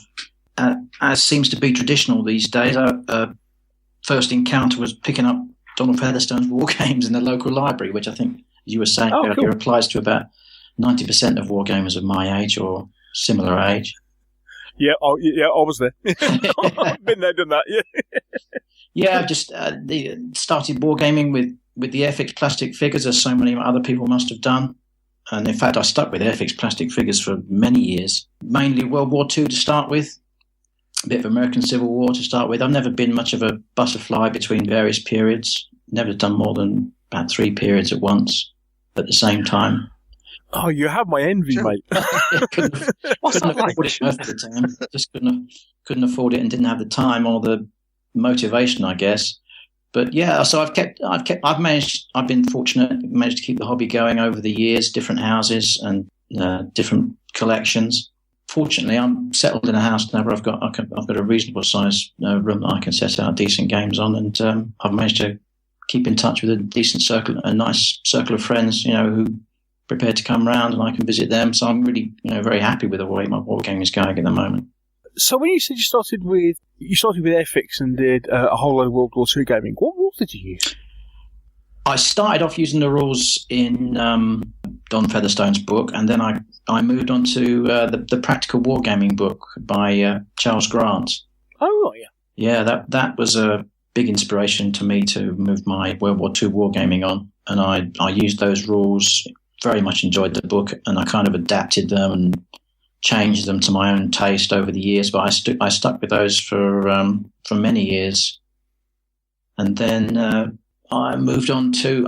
It was some time after that. I dabbled with a few other sets in Wargames Research Group, and then finally settled on Blitzkrieg Commander about 10 years ago, more than 10 years ago now. Oh, okay, yeah. And I've wargamed with them for many, many, many years. And again, just recently moved on to Battle Group Blitzkrieg, not because there was anything wrong with Blitzkrieg Commander, but just because I fancied a change, really. Yeah, Battle Group is a nice set of rules. Yeah, we do like that. Yeah, they are. Yeah, I very much enjoyed them. Yeah, very different scale, obviously, from Blitzkrieg Commander, where you were doing one base as a platoon, and now it's a 1-to-1 figure scale. But that was the big plus, really. It was something I could more or less keep the same figures, but I could change to a very different scale of gaming and have a really nice, pleasant change. And I've really enjoyed playing them, actually. Yeah, I mean, as I say, yeah, it is quite a difference in, I suppose, perception of your setup, isn't it? And especially with the fact that Battle Group covers such a wide section of forces. It goes from platoon level up to battalion level. Yes, yeah, it does. Yeah, yeah. So it's so I suppose it does give you just a really wide range of gaming to go at, doesn't it? Whereas, as I say, Blitzkrieg Commander, as good a game as it is a little bit more limited, isn't it? Yeah, I mean, what I liked, what always struck me about it originally was how simple the basic structure was, and how easy it was to grasp. You just move from one unit to another, giving them orders. No, it's a very simple and enjoyable system to get into, and to be honest, they've structured it as a game. I think maybe some people might criticise it as being too much of a game and not quite realistic enough, or realistic in inverted commas kind of thing. But I think it's very well put together as a game. The guys who wrote it admit quite freely that they enjoy getting models out on the table, and they wrote a set of rules that was all about playing with toy soldiers and getting them out on the table, whether it's 155mm gun firing point blank or whether it's a guy with a guy with a rifle. And I think it works very well from that. I've enjoyed it from that aspect. You're not trying to simulate warfare in any way. You're just it's a good fun game that you can get stuck into and enjoy. I think it works very well on that level. Yeah, it is a very good game. It's the sort of game that makes you think about logistics. Yeah. Because I had to go and buy a whole load of trucks when I started playing it. Yeah, and especially if you start getting into the granularity of, okay, so what you armed with then? Yeah. Oh dear, I appear to have run out of armor-piercing shells. Oops. Yeah. But let's not tell my opponent that. Yeah. Have you looked at the new data cards that they've just? I haven't. No, I'm one of those kind of OCD war gamers. The first thing I did when I started playing it was create my own play sheets, with all the data that I wanted on them, because I saw the first thing I realised, because I had a friend who was already playing Battle Group Kursk. I adopted Battle Group Blitzkrieg because I was already doing the 1939 campaign with Blitzkrieg Commander. And the first thing I noticed when I was playing with him was, constantly diving into the rule book to try and find the stats. So I thought, well, I'm not having that. So I just, immediately made up the play sheets for myself. So I've got everything I need on two sides of a piece of A4. But yeah, those I've seen those cards, and yeah, they look a very handy thing to have. Yeah. Yeah, I did the same when I started playing Kursk. Was immediately started doing a spreadsheet and making cards up for each vehicle. Yeah. And then laminating them, and I got completely fed up doing that. That's the kind of thing I love doing. I think that's my next. I'm going to invest in a laminator. As I say, when you said Blitzkrieg, I'm thinking, this is something else that you'll have in common with Mr. Hobbs, since Hobbs has just been building his early war German army. Oh, great! Yeah. Yeah, I really enjoyed that, because when I was you were talking about playing World War II. When I was younger, I was playing World War II. The usual, I suppose the common one a lot of people start with, Northwest Europe, 1944-45, late war, and it was really interesting to get into the early war stuff. Made a very pleasant change. I think we're potentially going to go Western Desert, simply because we can have lots of tank battles with lots of things running around and nothing penetrating. The supplement for that period is we're still waiting for that one, aren't we? Yeah, I think hopefully that's due out sometime next year. Although I can't remember whether they said it was going to be Salute or whether it was going to be the summer. But they're doing it 2 books. Oh yes, they're doing early and late, aren't they? Mm. Yeah, so they're starting off with the Italians. Yeah, because Warwick likes his Italians. He does. So do I. I think that first campaign was really, really interesting against the Italians. It must be the hats. Yeah, they're splitting it into 2. So so basically, it's going to be pre and post Afrika Korps, I think. Yeah. I think Mike's absolutely right. Well, I did some 6mm wargaming in the Western Desert with Blitzkrieg Commander, and as you say, that early period with the Italians and the Brits is a very interesting indeed. The way you can balance the 2 forces up. Looking forward to that. So you mentioned, we diverted on to World War II. So you mentioned you did some ACW, but obviously we're talking to you tonight about a set of rules for 7 Years' War. Now, this isn't a period that either myself or Mike have really got into. So how did you get into 7 Years' War? Well, it was about 2008. That's the good thing about having a blog. I found you can actually go back and find out when you had the ideas for things and how things are developed. I was looking for a change, basically looking for a new period, looking for something horse and musket. I wanted a period, a kind of traditional war games period, if you know what I mean. Good old, and there's not much. I always enjoyed reading. I read, The Charge, and I read Charles Grant's book with his 18th century war games rules when I was a kid. Inspired by those, and I think that probably resonated over the years.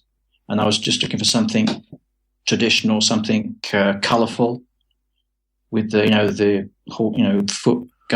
foot guns and cavalry, in a reasonable balance. And as we were discussing before the show, 7 Years' War seemed a lot more accessible than Napoleonics in many ways, from someone who hadn't looked into 18th century wargaming and early 19th century wargaming before, hadn't done much of it. 7 Years' War seemed so much more accessible. I think Napoleonics maybe felt a little bit intimidating for someone who likes to really get into the research behind a period and check out the history. And I really do think it was those early books by Charge by Peter Young and Charles Grant's The War Game that really, I think they'd stuck. Although I'd never used those rules or really played them with anybody, I think there was a yearning to get into that period that they'd seed they'd planted, like 40 years before. And I think that's what brought it into focus, really. Okay, so was it a case of that you started with gaming the period and then moved on to at some point suddenly thinking maybe I should write a set of rules for this, or how did that kind of all come about? Yeah, I did. I started with the commercially available sets. I'm trying to remember the order now, but I started with. Let me think now. I can't remember the commercial set that I started with without checking the log. But yeah, I started with commercially available sets for the horse and musket period, and I tried rank and file. Minden Rose. There was a set called Minden Rose. I don't think I've come across them. Which had been written by Crusader, aren't they? Say again. Crusader Miniatures did them. Rank and file was Crusader Miniatures, I think. And Minden Rose was a set by a chap who, funnily enough, lived not far from me at the time. I was living in Bristol, and he lived down towards Weston-super-Mare. And I managed to. It was a good experience, to play. I got into Minden Rose by playing with a chap who'd written them, which is obviously a really good way to get started. Yeah, yes, always you. So I picked up those, had some good games with those, and I was, the way you do ferreting around in different sets of rules as they came out. I enjoyed Rank and File. I tried Maurice from Sam Mustafa, and then of course Black Powder came out, and I really enjoyed playing Black Powder. And kind of as a side project, I was just working on developing or slightly amending Don Featherstone's original Horse and Musket rules. So once again, from his original book, War Games, just as a little side project, messing around, seeing how far you could use rules from that long ago without adapting them, or what the minimum amount of adaptation was. And somehow it kind of snowballed. I started picking up a few ideas from various different books and various different sets of rules, as you do. And I realized I was actually writing a whole new set of rules for myself, which in the end didn't have anything to do with Don Featherstone's original book. But I stole a bit of inspiration from one or two of his other books, and suddenly realised I'd writing this set of rules, which was only just a fun personal project. I wasn't writing them for publication at all. Then a few years ago, what would it have been? 2013, I think. Osprey were just starting the Osprey War Games series of books, and they actually put out in a couple of the War Games magazines and online. Anybody that's got any ideas for some rules, write in. Which I thought, well, why not? So I did, and I was enormously surprised that they took an interest. And that's basically how it started. It was completely unintentional, really. I was just been very fortunate to be in the right place at the right time and have a sympathetic person at Osprey who was he was quite sympathetic. I think there was a certain amount of hesitation because the 7 Years' War is not one of the big wargaming periods. And I think they were in two minds as to whether it was worth them going ahead with it, whether they'd sell enough copies. But I think Phil Smith is a bit of a 7 Years' War fan, and he was sympathetic. And I think in the end they liked the rules enough to just say, "Oh, what the hell? We'll take a punt on these." And it seems to have gone okay. I think they've got the sales they hoped for, as far as I can tell. I actually think, when people say, 7 Years' War isn't, I suppose it isn't as popular as perhaps it once was at some point. But, I think when you look back, it's when people say horse and musket, other than Napoleonics, people always seem to, that's kind of the classic era, isn't it? Well, that's what I always thought. Yes, yeah. As you say, that's what brought me to it when I was looking for a new period. As you say, that idea that it was kind of a classic wargaming period, which perhaps has lost its way a little bit over the last few years. There's so much diversification and different types of wargaming. I wonder whether it's because the whole sort of horse and musket 18th century era covers so many different periods of warfare. That's true. Yes, yeah. Because you're concentrating on the 7 Years' War. Obviously, there's another 93 years of warfare sort of around there. So maybe, what I've noticed is there are lots of rules for the overall period. There's not that many specifically for one combat, because people tend to write rules that do cover massive waves of time, and sometimes that doesn't work. Yeah. So it's really interesting to see rules that's just for that 7 year period. Yeah, I think it's a good thing. And we all know that there's so many sets of rules coming out these days, and it's easier for publishers to put out sets of rules, and it's much easier for people to publish sets of rules themselves with digital publishing. So I think it's a very positive, could be a very positive development that people concentrate more on focusing the rules down to specific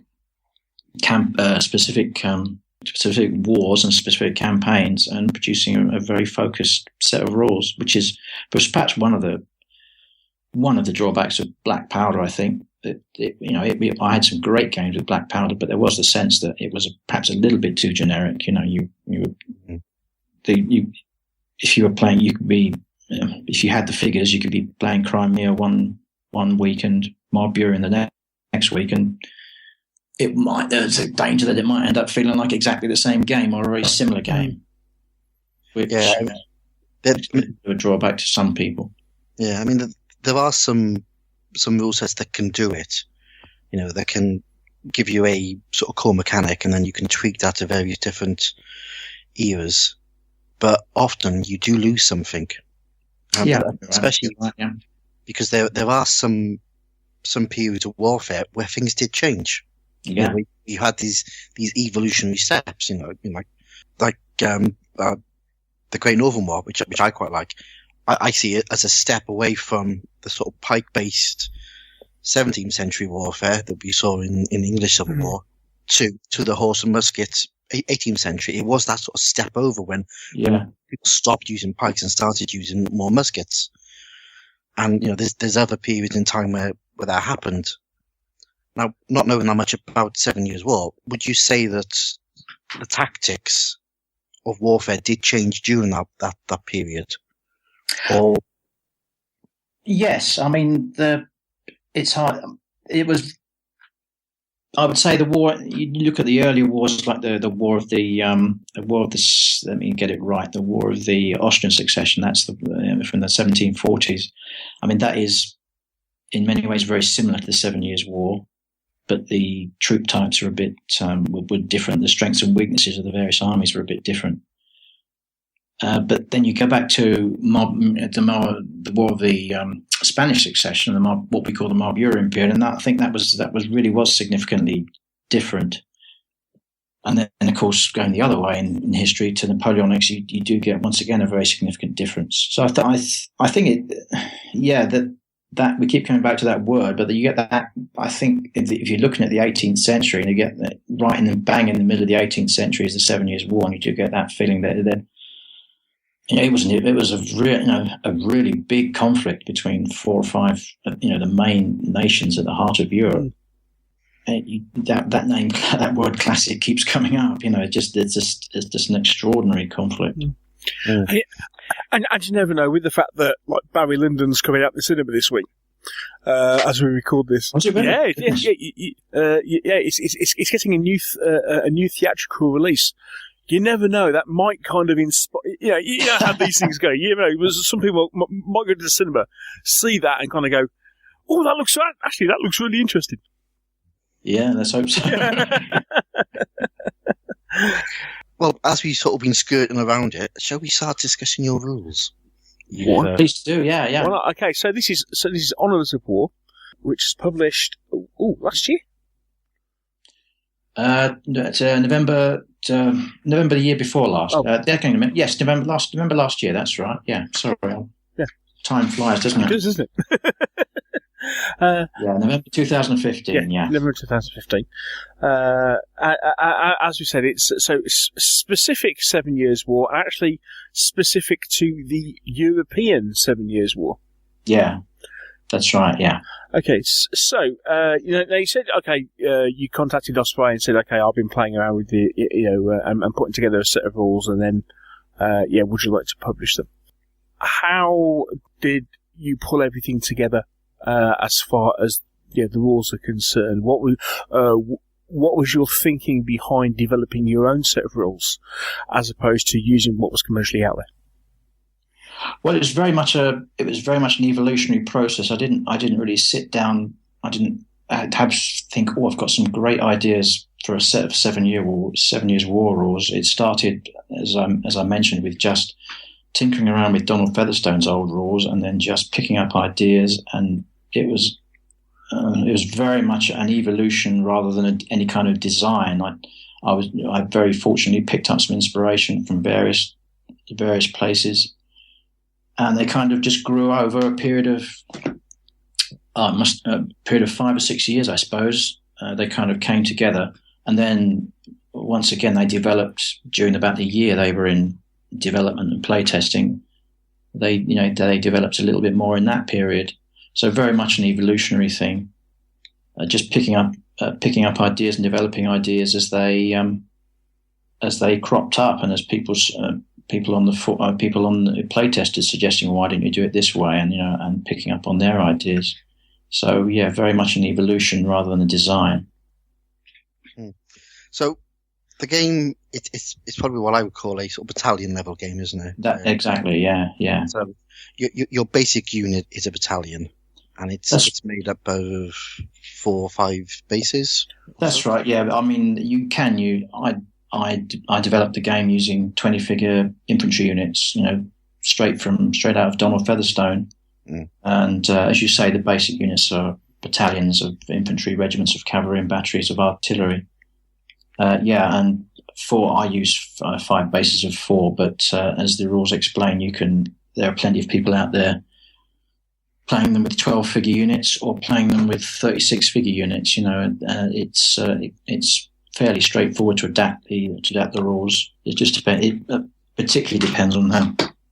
Well, obviously, it depends on how you like your units to look, whether you like lots of figures in a unit, and it depends on how much space you've got as well, because obviously as you get smaller figures, you can play the game on a much smaller table. If you've got a very limited playing space, then 20 figures in 10mm gives you, you can have a game on a dining room table quite easily.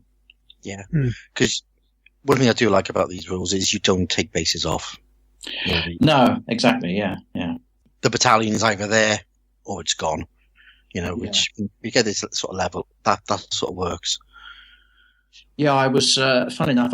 When I mentioned rank and file earlier. That was one of the things that struck me about rank and file. You took bases off, and at the end of the game, you'd have these battalions with you start with 20 or 24 figures in a battalion, and at the end you have all these little units with like 8 figures in or 12 figures in. You think that doesn't look very good. What are those figures I painted? So I kind of thought, let's go with the idea of just keeping the whole unit on the table and chipping casualties off. Yeah. And so we have a unit which is a battalion. Battalions are organised into divisions, each with a commander. So each side would have a number of divisions. Yeah, brigades I call them. Yes, but yeah. And I think divisions was a bit too much of a Napoleonic term for me, so I just stuck with the phrase brigades for groups of battalions. Yeah, and you're absolutely correct, and it just shows the fact that I'm at heart a Napoleonic player. Yeah. But yeah, so it's brigades. Now, once you've got your figures together, obviously there's scenarios in which we'll come on to. You've got your armies. You've got a number of brigades, each with a commander, each with 4 or 5 battalions, plus some artillery in there. Yeah. The turn sequence, and this is the thing that I've got really interested in when I turned up with my mates who were playing this last week. So I've actually seen a game being played, and I rolled some dice, and I lost terribly. Shocking indeed, horror. Yes. You got a nice way of doing the turn sequence. So let's talk a bit about that and about how the commanders have an effect on how the brigades handle. Yeah, that was one of the things that really did evolve, and I was one of the parts of the rules that I really quite pleased with, particularly pleased with that. As you say, you have in a typical game you might have you have a certain number of brigades, maybe 3 or 4, half a dozen, and movement proceeds by alternate brigades from each side. So you move one of your brigades, your opponent moves one of his brigades, and so on. So you do get a bit of a cross between an I go, you go game where the other guy moves all his stuff, then you move all your stuff, and the simultaneous movement game, which is obviously a bit of an outdated concept now, but where you have to do things like write orders and stuff like that. So you do get that sense of trading punches, as it were, and trying to which brigade do I move next and who gets the initiative. And as you say, there's I grade the commanders of your brigades will be graded as dithering, dependable, or dashing. I do like that. Yes, dithering. Yes. I do try. I was trying to get a little bit of period flavour in, rather than just you get fed up with grading things as poor, average, and superior or whatever. So I thought, well, at least we can try and dream up something that sounds a bit period. So yeah, you have you have brigade commanders who are of differing abilities, and you can, by moving your commanding general around to the different brigades, you can raise the standard of your brigade commander up as long as he's in contact with it. So your dithering commander ends up as dependable, or your dependable commander ends up as dashing, etc., and your dashing commander ends up as really, really dashing. So you can, you can. I think it's quite an interesting decision the commander has to make. You move your overall commander around the table to wherever you think he's most needed, which gives you a little bit of a. I think it represents to a certain extent, what a real commander would do.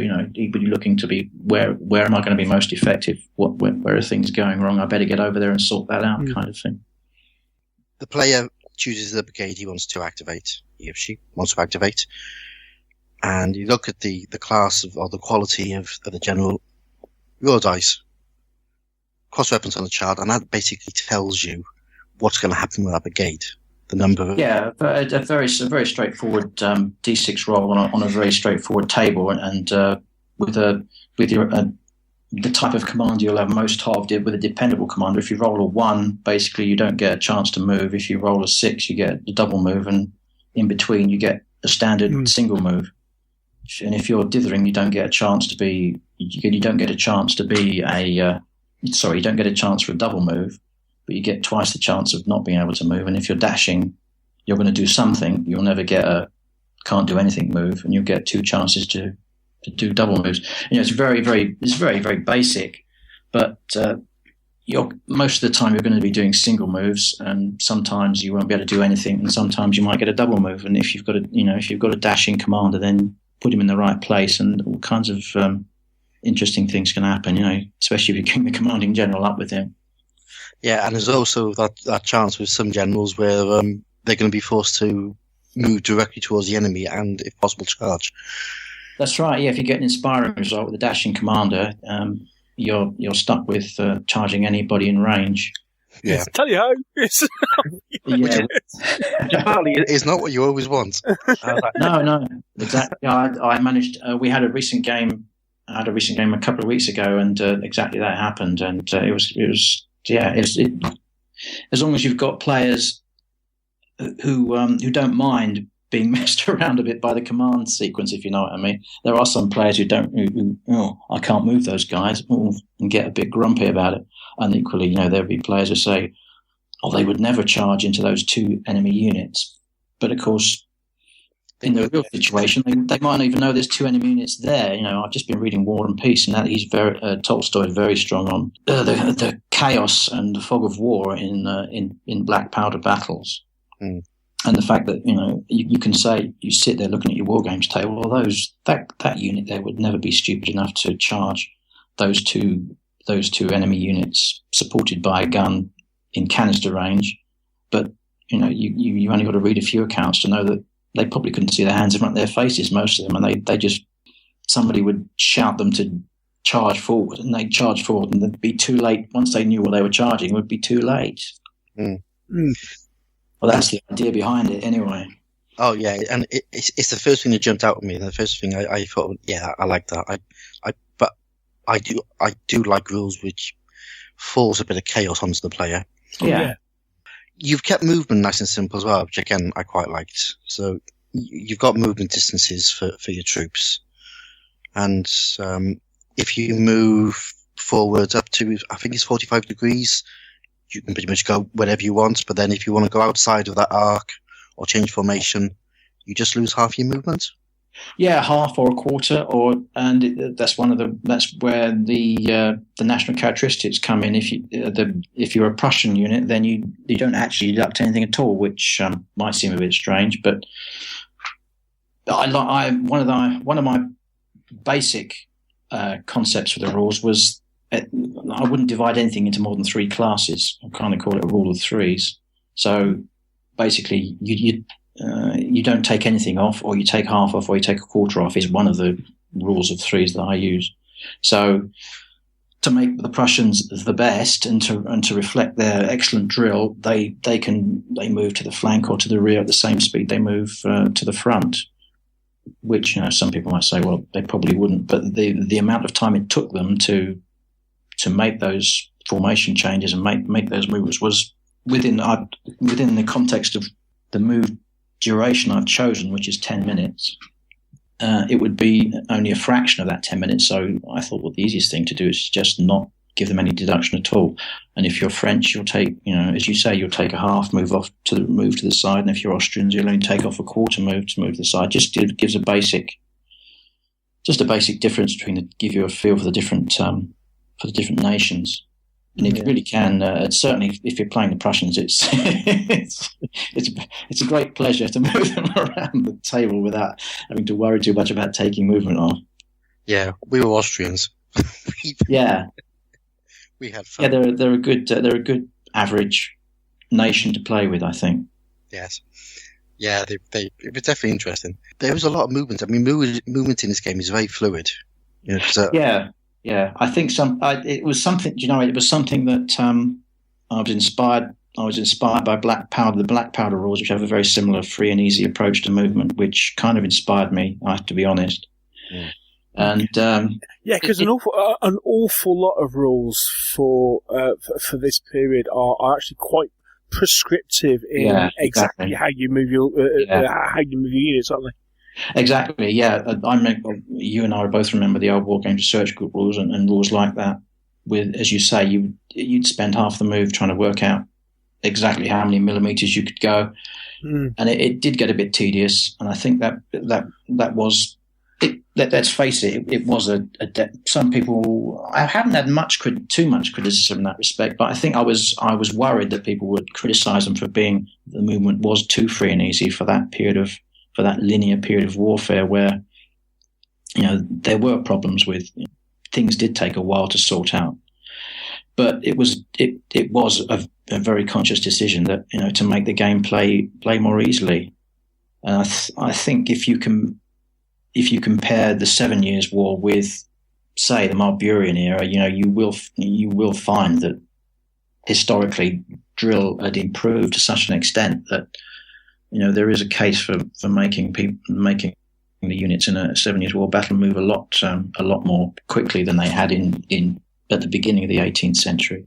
And if you read the battle accounts, I was very surprised.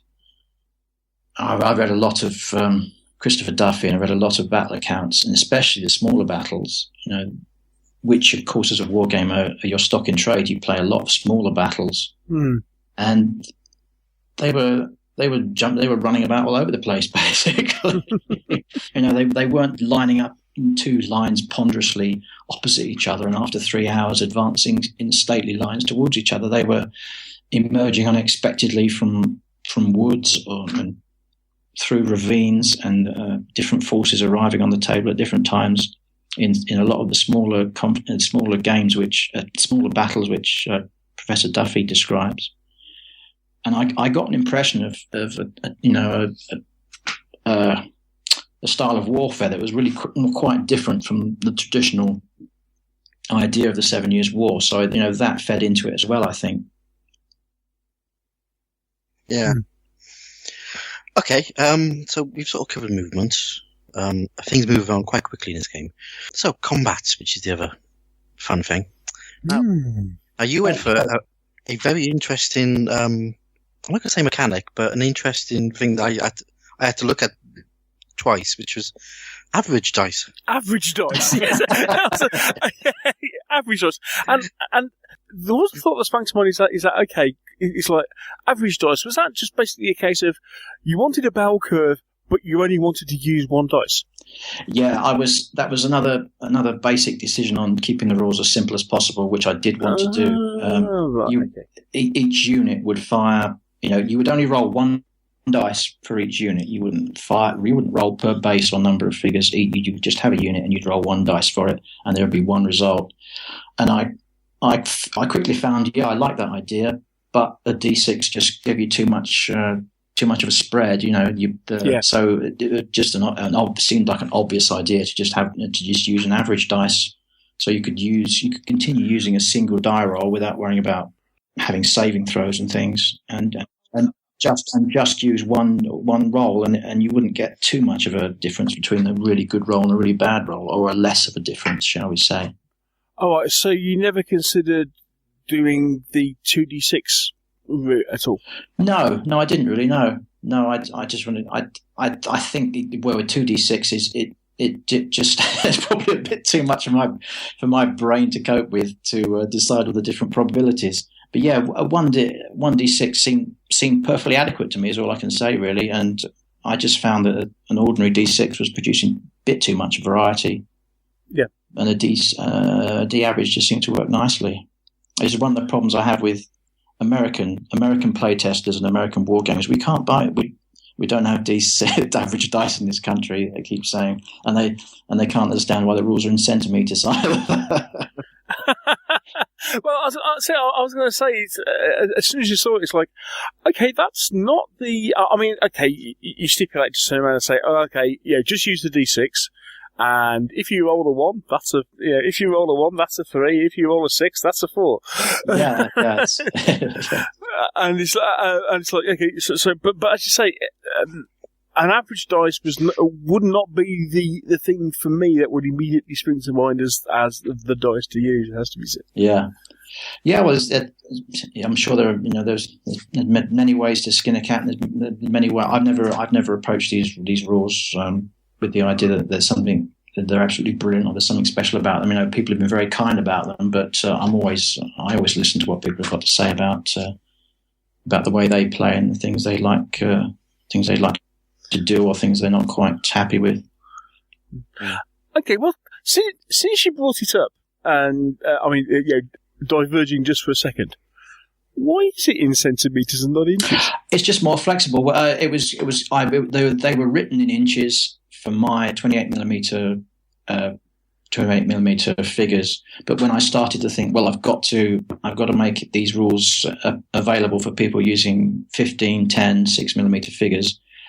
And the idea was, or one of the ideas was that, if you're using 15mm figures, and you're using the same size unit, your unit will be half a size, so you can reduce all your game distances by a half. Or if you're using 10mm figures, you can reduce all the game distances by 2/3 if you're still using a 20-figure basic infantry battalion. So, and once I started dividing down and trying to create the new move distances, dividing inches just wasn't, they'll move 2 1/3 inches, or they'll move 3 1/2 inches, or, canister range is 3 3/4 inches. It just centimeters is just that little bit more flexible. You can keep it to whole centimeters, and it's just so much easier to do, really.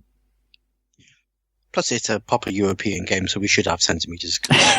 That's another way of looking at it. Yeah. God bless the metric system. Okay, so as you say, combat or firing, it is just one dice, and you've obviously got modifiers, range, cover. That's right. Yeah. So forth, and then quick table lookup tells you the number of hits that you do. Exactly. Yeah. Combat result table. Good grief. Yeah, that was. I suppose there's two things that are worth saying about. The first is that the firing phase works exactly the same way as the movement phase. So each side fires about. You fire. You pick a brigade to fire, and then your opponent picks a brigade to fire. So once again, it's alternate. So you have an additional decision to make as to which sequence you're going to fire your brigades in. With the hit table, one of the interesting things I found was I really wanted to keep the number of modifiers to an absolute minimum, and it was surprising that I had to. I think there's too many modifiers, but I kept trying to shave them down, and I couldn't find a way to do so. So apologies to anybody who thinks there's too many modifiers, but I mean there's only the maximum is about a dozen, and you only use a few of those, but I just couldn't shave them down any further, which I was a bit frustrated about. But I think they all, because you're using one table, as you said, to do firing and results of firing, then I guess you're stuck with a few more modifiers than you might ideally want. Yeah, and it's also worth saying that you have a second initiative roll. So you make an initiative roll for your movement phase. Yeah, everything's moved. You then make a second initiative phase for the firing. Yeah, exactly. Yeah, you'll if you're Prussian, it's just a straight D6 die roll. And if you're Prussians and you're firing, you'll have a +1 to that roll. And if you're French and you're firing, I think you might have a -1 for that roll. So yeah, there is a national characteristics come into it again in a very basic way. Just a straight roll at the beginning of the movement turn and the beginning of the fire turn, which decides who gets to go first. And if you're a certain nation, you'll either have a bit of a disadvantage or a bit of an advantage. And sometimes it can be. Sometimes it doesn't really make any difference, to be honest with you. Sometimes who moves first doesn't really make a great deal of difference, or who fires first doesn't make a great deal. And then sometimes it can be absolutely critical, and you end up almost losing the game because you missed an opportunity to fire first, or you moved the wrong unit first and they got caught by somebody else. So it can be a bit more important than you might think at first.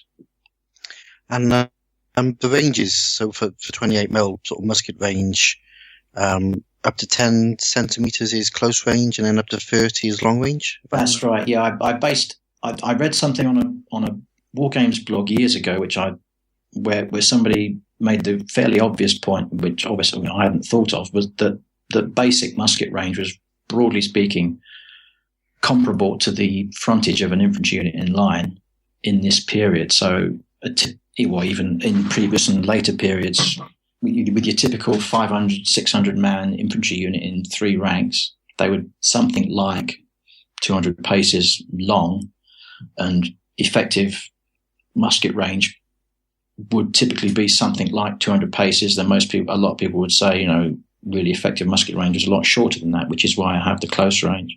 So that was a kind of a basic structuring factor in the rules, which is why obviously if you have a smaller unit of 10mm figures, then you have to reduce the firing range. Otherwise, the musket range is out of proportion to the size of the battalion. And the other decision I made about firing ranges was obviously the factor you have in the 7 Years' War is battalion guns.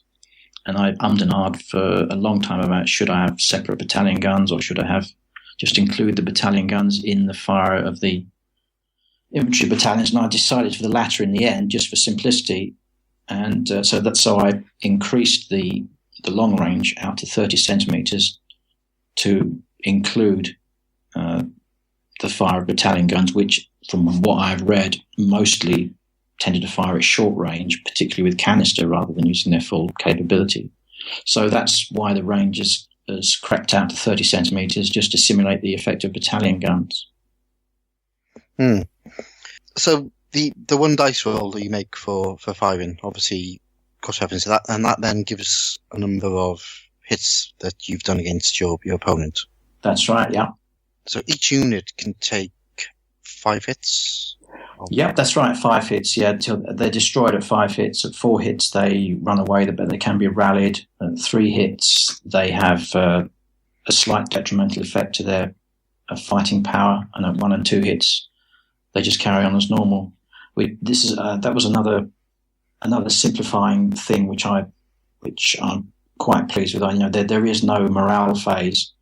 There's just the number of hits you cause on unit immediately gives you the idea of what you're going to have to do with the units as a reaction to the firing or the melee that you've been involved in. So you get that number of hits, and you've got no choice but to run off. You don't have to go through another phase, another set of modifiers, and all that. So that's another simplifying factor in the game. Yeah, because what I noticed was when we were playing, and obviously we were playing this in a completely Napoleonic way, which was move up, do a bit of fire, and then charge, which apparently is not the way to do 7 Years' War, as we found out. So once you've moved into base contact, because the fire interface happens before the melee, it doesn't mean that the unit taking the charge can fire on you as you're coming in. Yeah, that's right. Yes, yeah. Plus, any units alongside them could fire on you as you go in. So yeah, exactly. Yeah. So it's fairly rare for you to actually get into combat without having at least 2 or 3 hits on you. Exactly. Yeah. As I found out. Yeah, I mean that was another thing. It's just derived from reading about the period, and mostly they ended up sitting around shooting at each other. They would close to effective musket range, and there'd be a period of shooting until one side cracked. And that seemed to me, all the books were telling me that was mostly the way it went. So that's the way the rules were designed to work, and particularly with cavalry, one of the main differences is that infantry didn't have to form square to see off cavalry. And once again, the reading that I was doing was telling me that infantry hardly ever bothered to form square. They would stand in line, and they would blast the cavalry away. Mm. So I think that was. There is no point in charging formed infantry with cavalry in these rules unless the formed infantry have already been severely weakened, or unless they're very poor quality.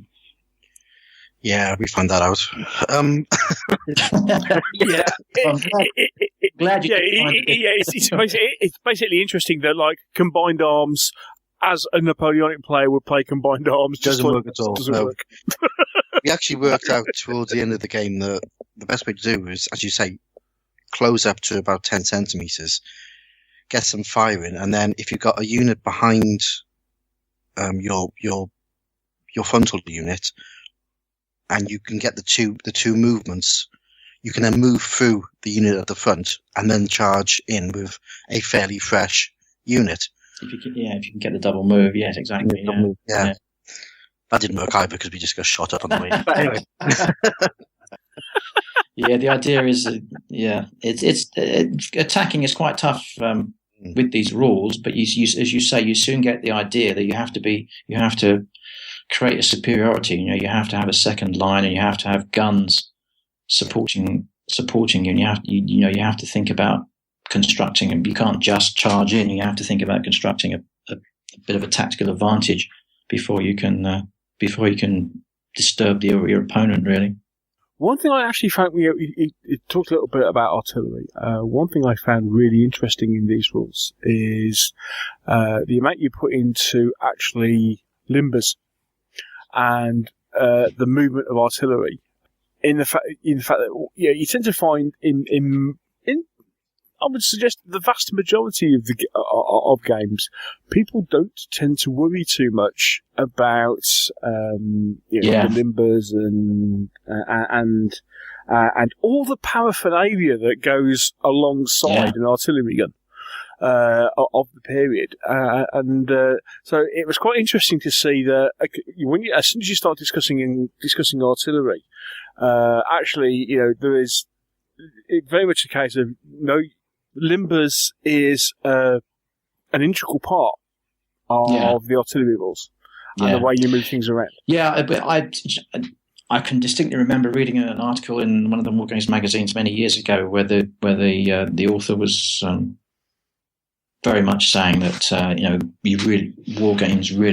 horse and musket war games really ought to have taken some account of. As you say, all the paraphernalia that an average battery had to cart around with itself, and really insisting on a gun having a limber in Honours of War is you could have a base twice as long and it would still be accurate. So in many ways, you haven't got enough paraphernalia if you're really being historical. Mm-hmm. But I thought that was important. They do get in the way, and it can be frustrating at times. So I try not to overdo it in the way the rules are structured. But I think it's correct to have that. And if you attack the limber, if you melee the limber, it's the same as limbering the gun, because it doesn't take much to him. If all your limbers and artillery ammunition caissons have been driven away, and all the people who are supposed to be supplying with ammunition have run off, then you're just standing there with your gun. You're not going to achieve very much. So, it seemed to me a proper way of doing it. Though there are many people who play Honours of War and don't bother with putting the limbers on and just say forget it. Well, I haven't got round to making my limbers yet. I'll just have the gun battery, and it works perfectly well. You don't have to spend 6 months painting up a load of limbers just to play Honours of War. You can just kick those rules into touch until such time as you've decided to create some limbers. Yeah, there was another set of rules by Barry Hilton that had that sort of. Yeah, that's right. Barry, that's. I'm thinking of the wrong. I'm trying to think of the wrong Barry. Was it Barry Hilton who wrote the Minden Rose, or what am I thinking of a different Barry? It might have been. Yeah, I think it was Barry Hilton. Yeah, he had it in Republic of Empire. His Napoleon. So you literally had about a foot behind every battery of beaten ground that you couldn't go into. Yeah, because simply it was full of all sorts of paraphernalia, and it does make you look at battlefields in a completely different way, because we're just used to having a small stand of artillery and we just move around it, and that wasn't the case. Yeah, exactly. Yeah, that's my belief. Yeah. So let's chat about the fallback, because this is the thing that I really notice in our games. So what we said is each unit's got 5 hits, and when it takes 4 hits, it falls back, and it falls back a double move, doesn't it? Up to a double move, yeah. It has to fall back at least one move, and it can move back up to a double move, yeah. Yeah, so things do fall back quite a way. And if you're outside of, I think it's 30 centimetres from the enemy, at the end of the turn, you can then recover one of your hits. That's right, yeah. Units will fall back out of line, and then, as you say, as long as they haven't got 5 hits, if they've just got 4 hits, then they have a chance straight away to start reducing, to taking off their hits in the rally phase. And so after a couple of phases, with a bit of luck, that's why you have the option to move them back further than is absolutely necessary, so that you can move them back. The standard infantry move with the 28mm figures is 20 centimetres. So you have the option to go that little bit further and take them out of harm's way and start rallying off hits. And most of the people I've wargamed with seem to quite like that, seem to quite like the way it works. You can, units will drop out, and then they can recover and come back and be quite effective, which once again it's not some desperately clever idea I had. It was just derived from my reading of the period, and I just thought, that happens so often, units would attack and then be thrown back, and then they'd attack again. You read stories of Prussian grenadiers attacking 2 or 3 different times against the same sector of the enemy. Yeah, but the problem you do have is whenever you fall back at every unit that you basically route through, they take a hit as well, don't they? So you. Yeah, just a very simple way. That's another thing I didn't want to get into, was the whole thing of shaken, disordered units, that kind of thing. It seemed to me a very simple way of, because as I mentioned earlier, I don't have a distinct rally phase, so the number of hits that you have is not just the number of casualties you've taken, the number of killed and wounded. It is to a certain extent a measure of how confused, how frightened, to what extent the officers are losing control of the unit. So they are, in a way, if you've got 3 or 4 hits, you could say a 3-hit unit is shaken, as they would be in some rules, or disordered. But I don't bother with those terms. They just taken a number of hits. So a very quick way to just show that they're obviously going to have some effect on the units they're going through is to just stick a hit on the unit they go through. So it's a very simple way of just having a consequence for that action. Yeah, and there's no other way of getting rid of hits either, is there? You literally do have to pull out of enemy range to get these hits off before you. Yeah, and you can. The commanding general, if you move your commanding general close up to the unit, he can knock one hit off, regardless of how far you are from the enemy, just to represent his his ability to impose his will on the unit. So there is that way. But at the same time, if you do that, then your commanding general's under. If you move him in that close to a unit, then there's a chance that he might be wounded or killed himself. Yeah, because that was the big thing I noticed, was that you had this sort of wave effect. It was like, attack, fall back, attack again, fall back, and you're trying to not, because the scenario we played, we had Prussians defending. We played long ways on the table, so it was quite a packed table because we had 3 or 4 divisions each. Mm. So it was quite a busy table. We were playing in 15mm, but we were using 28mm ranges. All right. and obviously the Prussians had pretty much covered across the entire table, and we were just trying to almost find a gap that we could get in, try and pierce a hole into their line that we could then attack through. Yeah. And it was just constant wave after wave after wave. And it was quite interesting because it was a completely different style of warfare to anything that I'd ever played before. Because normally it's Napoleonic. You go in and you fire a few times, you get your column in, and somebody usually falls, runs away. But these didn't. Yeah. Yeah, Prussians on the hill, terrible things. Yes. Yeah, I think you're right there. Yes, yeah. Right, so I think that covers sort of the basic mechanics of the game. Yeah. So we know that it's a typical Osprey book. So it's for me, this is something that's really interesting. This is 64 pages. 64 pages. Right. Yeah. So it's your typical Osprey book. If you ever, 64 every pages. person who listens to this has probably got one Osprey book. They know the size. And trying to fit a large battle game into that tight area, that's going some, Keith. Well, that's one of the advantages of having just going for a specific war, of 7 years rather than going for the whole 18th century or something like that. But I don't know, maybe we forget that back in the day, you'd have a set of rules. Just a set of rules for a whole 100-year period in an A4 booklet that was only 30 pages long. Maybe rules have spread out a bit too much these days. It was quite. I didn't, as I mentioned. I think I did go slightly over the word limit I was set by Osprey, but then they were very kindly. Took that on board and reduced a little bit of the illustrative content they were hoping for. So they were very kind to do that. But and I didn't feel particularly constrained by the size of the book. I didn't find it difficult to fit into the size of the book. I didn't feel that I needed to write any more, or that I was leaving stuff out because of the length of the book.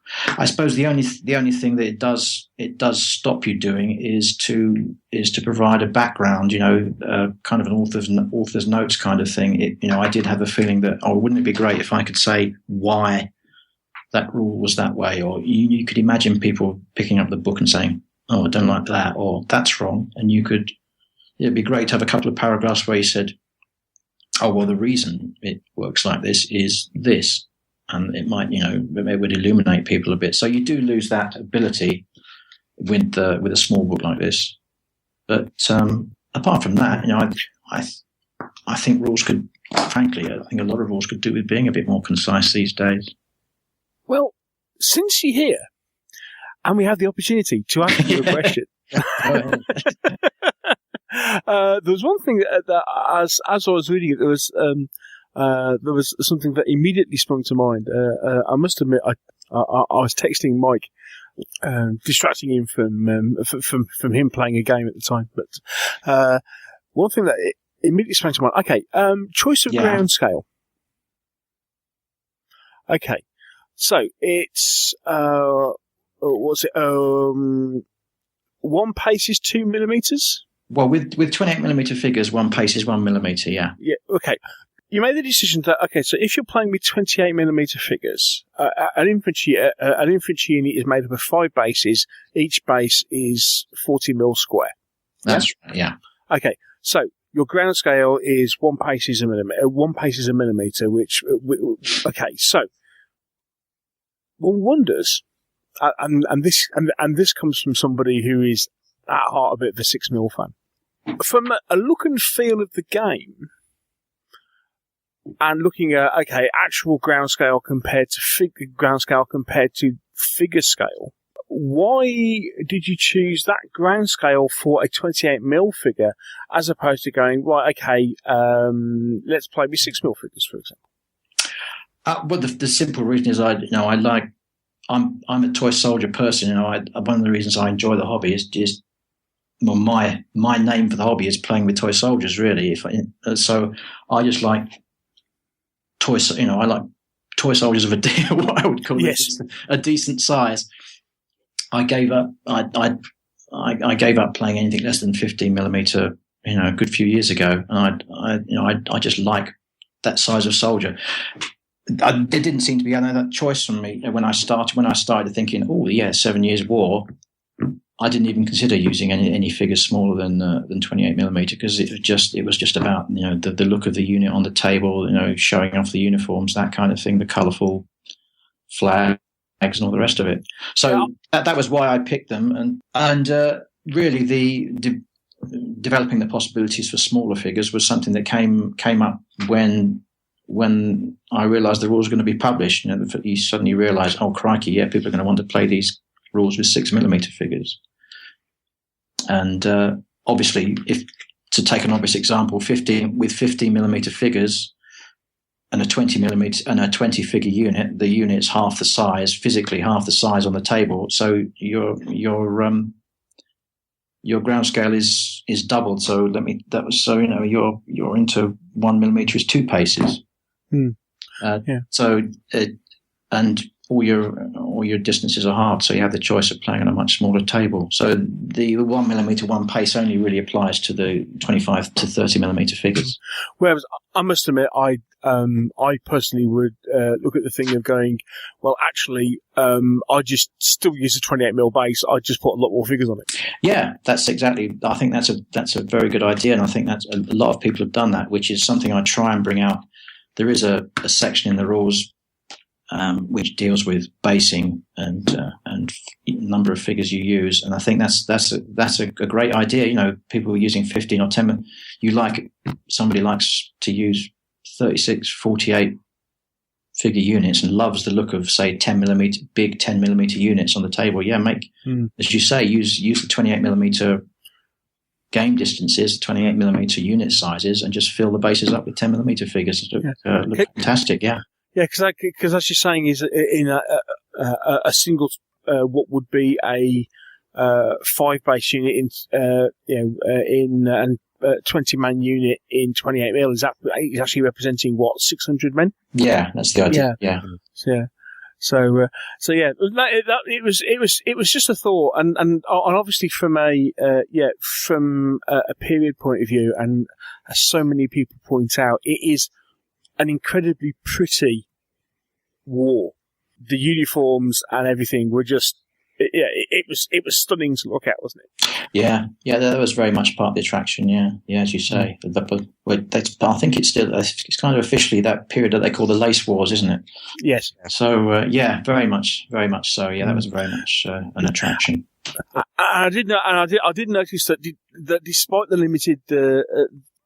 limited word count that you had, you still had room to put in imaginations.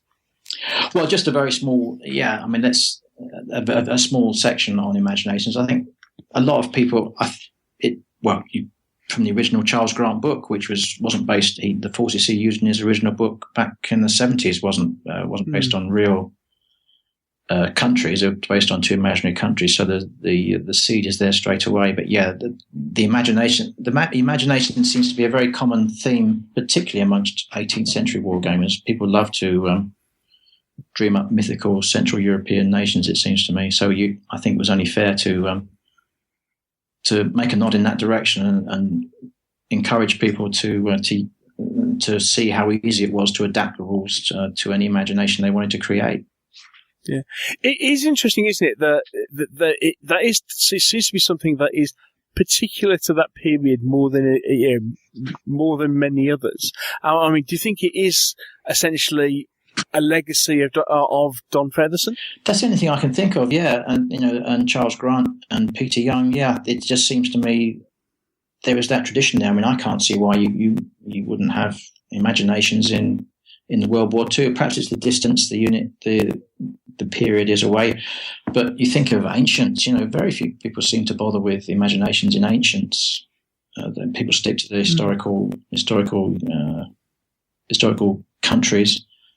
Yeah, I think it must be just that initial inspiration from all those years ago.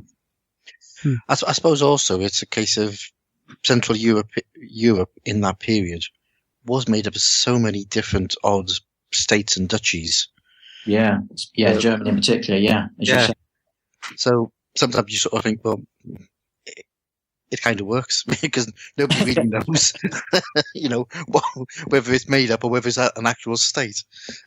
Yeah, I think my favourite is the guy who plays with bears, teddy bears. I don't know whether you've seen that. There's Yes, I have seen Eureka that. Miniatures down in Australia do a very original set of figures they're actually teddy bears armed with pop guns and things like that. And he's created whole armies, and he's actually played honours of war with those armies. I think that's a whimsical hobby, and I think that's a fantastic example of just somebody taking that step further.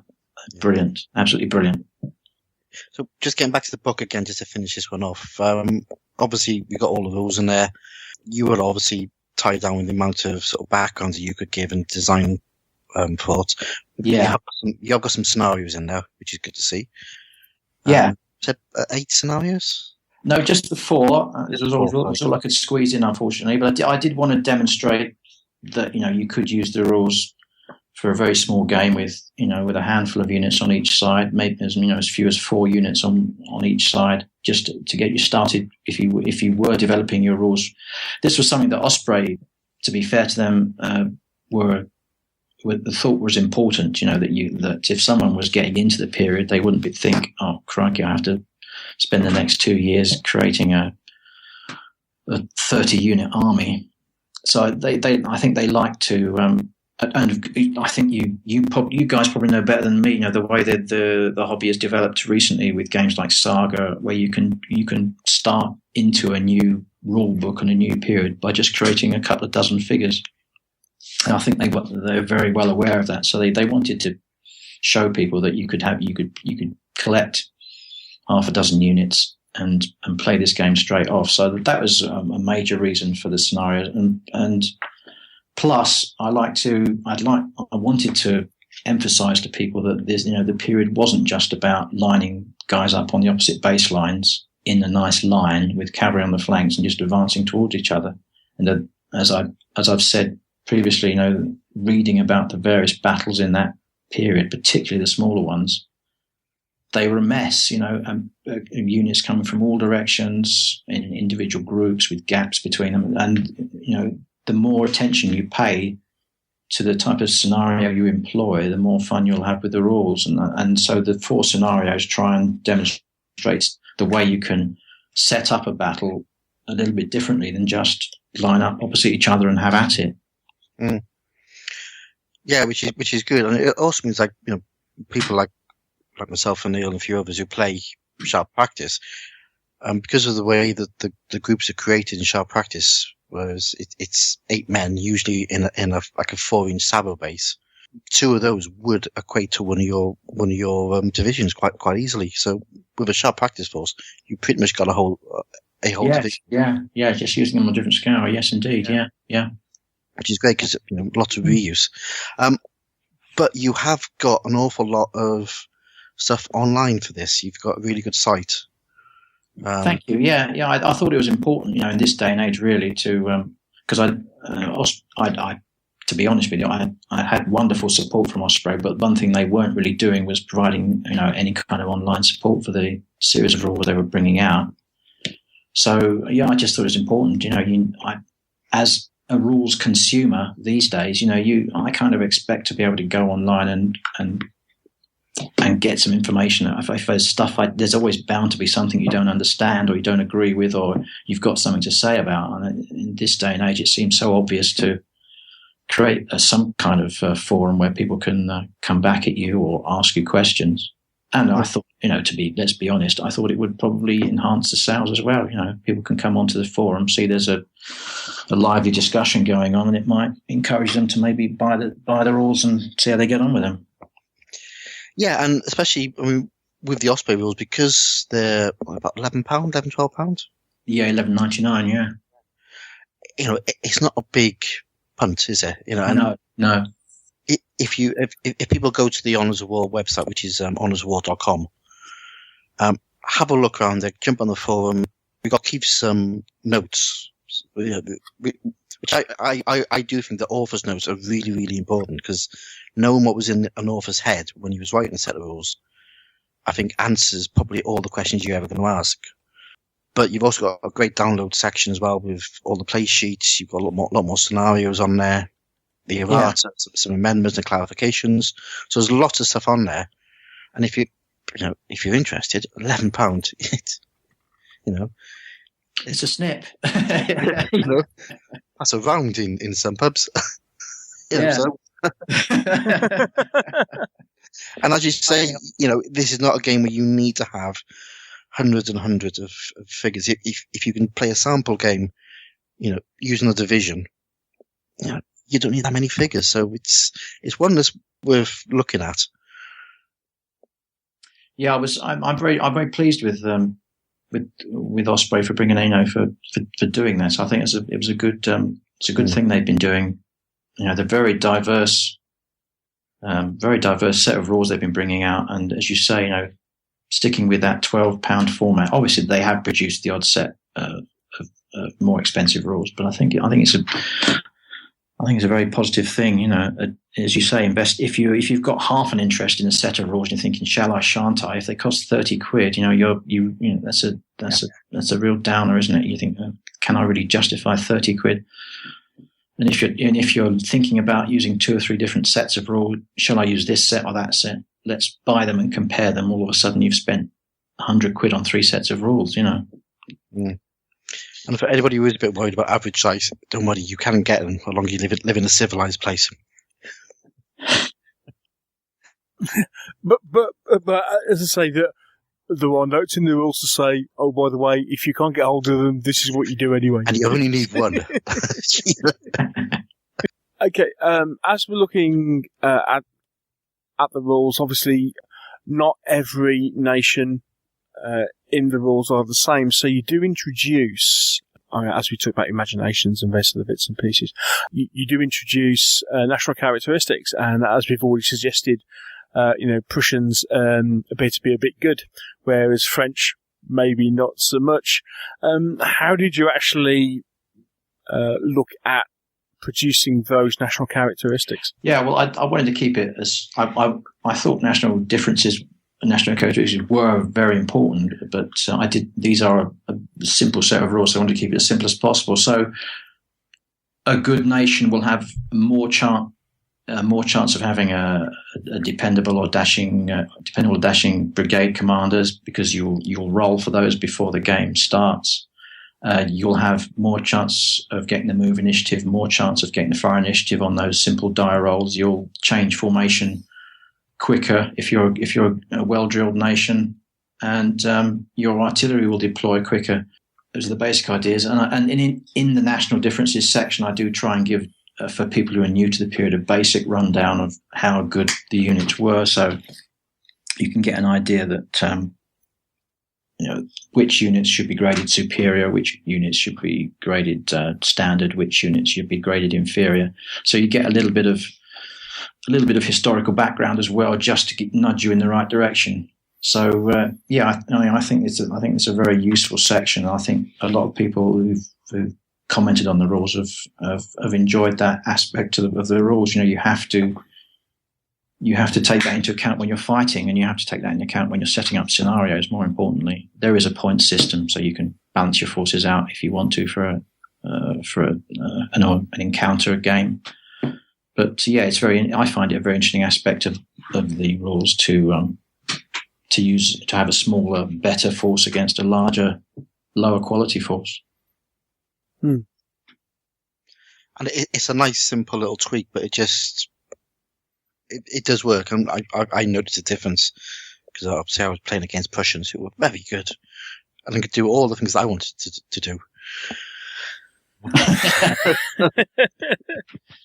Yeah, it can be very frustrating. You do get a level of frustration if you're commanding a French army, or especially a Reichsarmy army. It can be very. You suddenly begin to understand why the Prussians did so well, and which it's pleasing when you've written a set of rules and you're playing with strangers who haven't played the rules before, and they're kind of I don't want to sound too pretentious, but they're kind of learning military history as they play your rules. Oh, crikey, yes. Yeah, hello. Yeah. Yes. Yeah, Mike, you were playing Austrians. Yeah, go Rico. Yeah. I think the problem with Austrians is that obviously wearing white, they just don't want to get the white, they just don't want to get the uniforms dirty, do they? Yeah. It didn't go well, but the simple reason was I was playing. Well, myself and my mate Mark, we were doing Napoleonic tactics because we're both Napoleonic players, and it doesn't work. So, we had a good sit down and discussed it for about half an hour of, how do you do it? How do you best attack? And it really, I then went home and read up on the period. So, yeah, kudos for writing a set of rules that do portray the period of time that they're meant to portray. And if you try and do something different, it ain't going to work. So, yeah, exactly. I mean, there are some war games out there that are generic enough that, if you do not play period tactics, it doesn't matter. Yeah. Whereas, I mean, for me in a set of rules, it really is the proof. Is a case of, it forces you to play the period. It forces you to play in the way that the general of the period would have to order his troops. Yeah. You can't just have, some form of generic tactics that you use in a game and expect them to work no matter what period. So incredible kudos to you for putting that in place because, it's important because otherwise, you might as well be playing anything. Yeah. It's always interesting to see people people you play with who've never, they say, oh, I've never played a 7 Years' War before. And we have a game, and halfway through the game, suddenly they're arranging all their units in a nice linear formation. They quickly realize that the only way they're going to play that, have a chance is by adopting, period tactics and period formations. And all of a sudden, all these lines of troops keep appearing across the table. So it's quite interesting to see that happening. So as we said, it's available for, published by Osprey, available from all the usual retailers. It's available in paperback and on Kindle. So the other than the Honours of War website, which is honoursofwar.com, is there any other supporting stuff? Do you support it on your own blog as well? I wouldn't say support, but obviously I continue to play lots of Honours of War games. So I do. You'll find the odd battle report on the blog. Certainly, there's a couple that have gone up recently, and it's obviously worth looking into the blog if you're interested in the kinds of battles that I'm playing. Yeah. And having written one set of rules, have you any interest in producing another one? Not specifically at the moment, no. As I say, I didn't intend to write these rules. They just came about by accident. So I'm not really intending to become a prolific rules writer. It's such a long process, learning all the historical background and coming up with something. So I'm not really I'm not intending to become a prolific rules writer. I think it's interesting what some people are doing on the forum, adapting Honours of War for different campaigns and wars of the 18th century, going back to Moburian and doing the 45 rebellion and things like that. And that's really interesting. And it's great to see other people's ideas and how they're adapting them. So no, not planning at the moment to do anything in the future. But you never know. It's a very enjoyable. If you feel it's something you want to do, I think it's a very enjoyable part of the hobby for me. Some people get their particular pleasure from painting or making terrain or whatever. My particular pleasure in the hobby is researching and writing, really, which is you couldn't find a better outlet for that than writing a set of rules. Well, Keith, thank you for coming on and talking about it. It's been really interesting to as two complete 7 Years' War newbies, it's been interesting to approach a new set of rules in an unfamiliar period. And it's been great to have you on and to talk about, say, not only the rules themselves, but a lot of the ideas behind them. Thank you very much. Yeah, it's been great. It's been most enjoyable to chat to you about it. It's been great to have you on. Thank you. Thank you for taking the time to chat. And I'll say all the very best for the future. Thank you. And happy gaming in 7 Years' War. So, I mean, as people who I think both of us, we kind of magpie between various different periods. This thing of actually kind of being able to kind of being content to sit down and concentrate and be perfectly happy in one or two periods is something that's a bit foreign to us. Yeah, it's a bit odd. Yeah. Yeah, a bit weird. Yeah, I hear what you're saying. Yeah, I hear the undercurrent of criticism there. Yeah. I'm not saying you're wrong. You're just saying you're a bit different.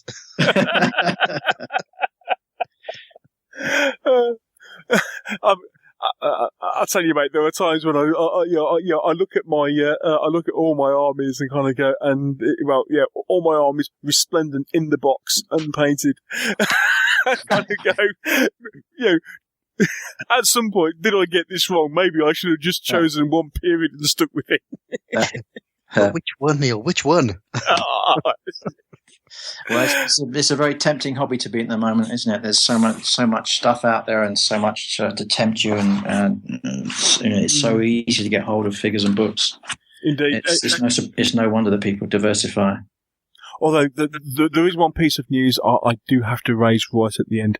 I just looked, and the horse and musket teddy bears are no longer available. Oh dear me! Oh, sad times.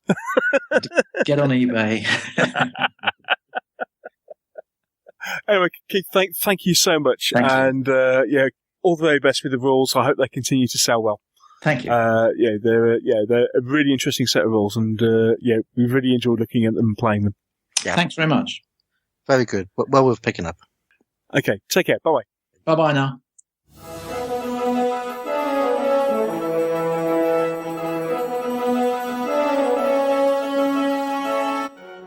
And now it's time to hear from you, as we open up the Meeples and Miniatures mailbag.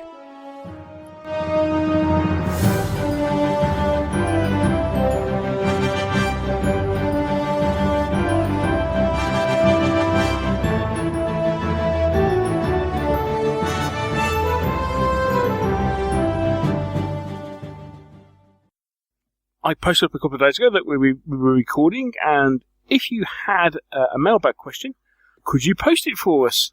And thank you, some people very kindly have.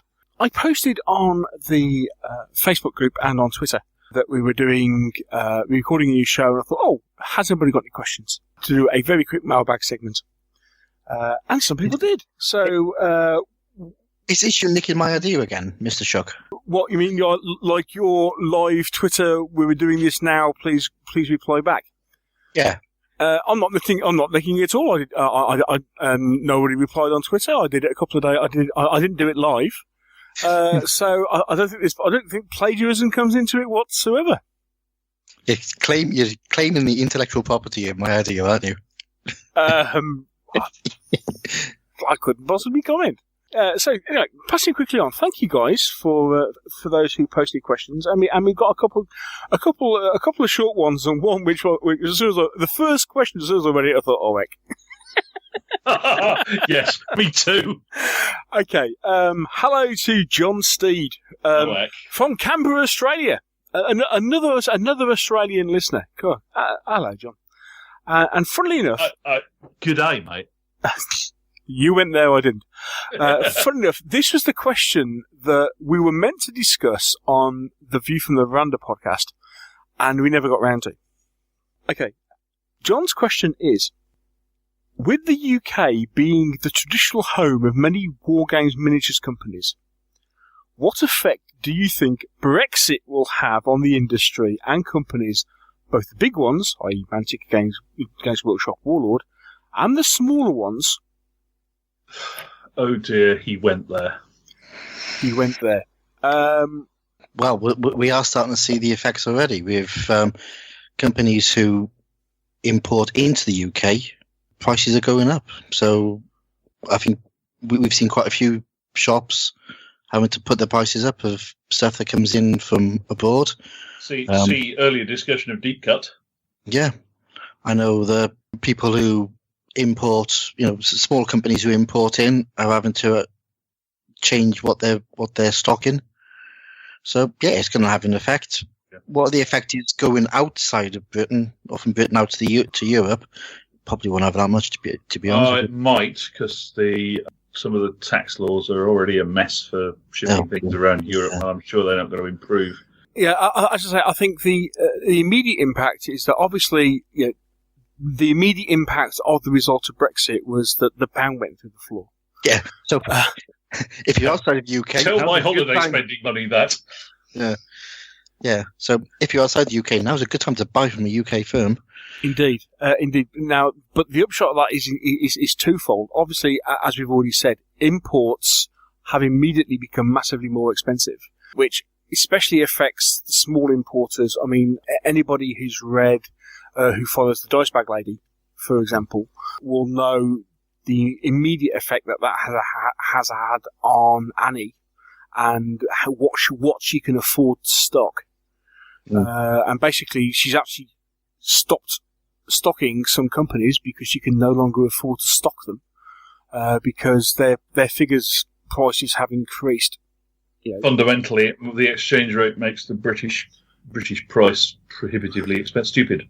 Indeed, Yeah. and also that's also had something in a related industry, because most board games are imported either from Europe or from America. Most board games have immediately gone up in price. Yeah. And especially when you start considering how expensive things like Fantasy Flight board games are, for example. If you had like a Fantasy Flight big box game, it can be anything up to about £80.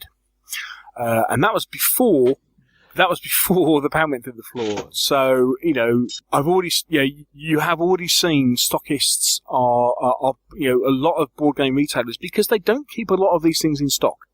They have restocks all the time. And as I say, they're coming in from Europe, they're coming in from the States, and prices are rising, almost on a week, well, definitely on a week by week basis. You will discover, for example, that if you go and, I know this is not dealers as such, if you go on Amazon and look for people who are Amazon marketplaces selling board games, most of the stuff they are selling is not on next day delivery, and the price has gone up. Yeah. Indeed. And also the knock-on effect is the raw product. Most companies in the UK who mould in resin, most of their resin comes from Poland, and the lead alloy that's used in metal casting comes from Europe as well. Yeah. So, and we haven't even thought about long-term effect when we start getting into the whole Brexit discussions and moving away from Europe. Because at the moment we are still part of the European community. Nothing's changed. We're just talking about leaving. When all that kicks off, God knows what's going to happen.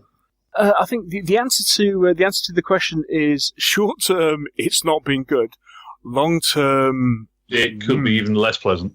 Yeah. Yes, and I think you could potentially see several small companies going out of business. Worryingly. Yeah. Yeah, that's worrying, because it is the small companies where the diversity occurs, which is one of the joys of the war games hobby, is that the small companies are the people that produce all the diverse, interesting stuff. Yeah, and sometimes it's the larger companies that kind of play it a bit more safe. Worrying times. Hello to fellow podcaster Jonathan Minot. Hey. Hello, Jonathan. Shall I tell you an interesting fact that I discovered in recent weeks? It depends. How long have we got? This will take 30 seconds. Right, because I was looking at researching facts for possible promotional material. I was looking at how long podcasts have been running and what the longest running podcasts were, wargaming podcasts. And I'm sorry, Neil, but your 30 seconds is up. We'll have to come back to that one.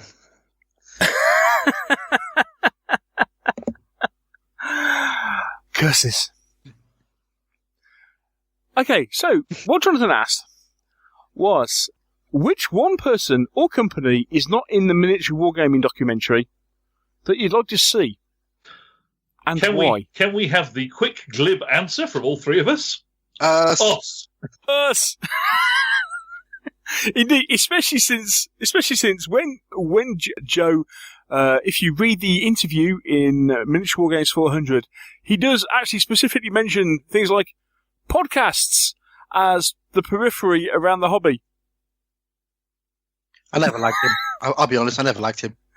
Oh, he's a nice bloke. He's got really cool toys to play with as well. Yes, we did spend about 20 minutes camera geeking after I finished talking to him at Historicon. He has got some nice kit. So, Indeed. so what company? Yeah, difficult to say. Interestingly, I actually thought, looking at who's in the video, Games Workshop and Privateer Press are, I mean, I know they're talking to like people who used to be or ex-members of staff. Because especially if you go to Nottingham, it's quite difficult to find people who are not ex-members of staff of Games Workshop. But I was actually quite surprised that they didn't talk to Games Workshop or Privateer Press. I can tell you why they didn't talk to Games Workshop. If you can find me the word wargaming on a single piece of Games Workshop promotional material, you don't. Oh, sorry. Yes, indeed. It is the Games Workshop hobby. Yes, of course. And that's and to be fair, that's probably why, because it wasn't promotional about them. Absolutely why. Games Workshop do not see what they do as the wargaming hobby, so they wouldn't want to be involved. I would say our friend Ms. Norman, because I think she's got a really interesting backstory. Or Clarkey, if you wanted to extend the film by another 3 hours. Yeah. And down the pub, yeah. Yes, indeed. It might do terminal damage to Joe's liver, but... Yeah, no, I think Annie would be a good one. Well, one, she's female. And two, she's built a company up from nothing. And has a completely different aspect of the hobby. Yeah. Which she promotes. Which, that's a good one. I like that. Although it's probably the best thing that she's not on there, because she'd only slag me off and then claim victory in our next game. Where would we be? Yeah. Okay, does that, hopefully, Jonathan, that answers your question. And as far as the other stuff, I'll talk about it another time. Okay, then we have our good friend Keith Erickson. Hello, Keith. With three questions, two of which we can answer in one word. Yeah. 1, any further consideration of a Patreon type thing? Yes. Yeah. Yes. 2, it's happening. When can we expect to buy some Meeples swag? Sometime soon. Maybe. Sometime soon. Yeah, okay, but I'll add a second caveat to that. What do you want to see? Let us know. What would you buy? What would you buy? Old armies. Figures. Signed by us. But the obvious things, of course, are T-shirts, dice bags, baseball badges, caps, mugs, bags, posters, stickers, T-shirts, etc. Cuddly toy. Neil's Deadfall collection. Fondue set. And 3, which is the one that might actually require a little consideration, ever considered interviewing other fellow bloggers? No, they're far too wordy. No. Isn't that how I got on this show? Yeah. I was going to say, hang on a minute. Can you please name 2 people who weren't previously on this show who were both bloggers? I believe the phrase is, yes, but we are aware we have set dangerous precedents by doing this in the past. Indeed. Yeah, it's pro shop now. In short, actually, it is, there are certainly people who, we definitely consider speaking to. However, one of the issues we are already finding is that our schedule is getting pretty packed with everything that we want to cover. If it's something that, enough listeners are interested in either listening to or participating in, then, we consider it. But it's not our highest priority. I think I'd be safe in saying it's not something that was immediately on our radar, but it's an interesting idea. I mean, one of the things we can do is if we're looking at a specific game and you are a blogger who majors in that particular game, we might rope you in for a show. Maybe. Who knows?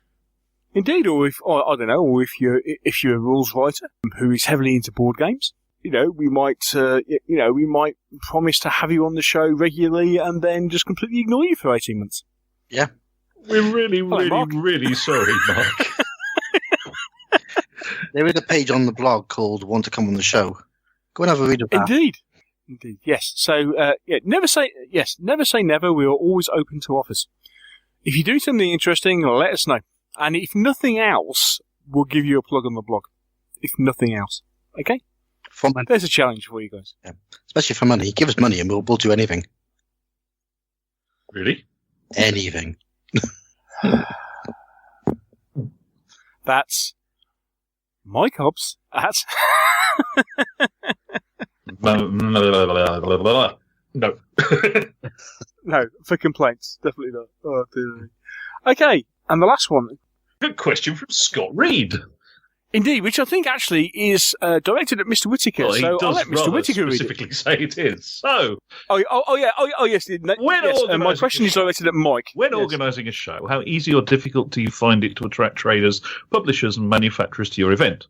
Do you prefer participation on demonstration tables, and what requirements do you look for in event space? And the whole crew can comment on what they think makes a good show. Right. Traders, publishers, manufacturers, we have a slightly unfair advantage in that Ruben, who is also our club secretary, runs PE2 Collectibles, which means that he is at nearly every show. He has a good rapport with most of the traders who turn up to most of the shows, and it does allow him to go and camp on their site and say, you haven't filled my form in yet. Speaking of which, Clarky, you're up and fill it in.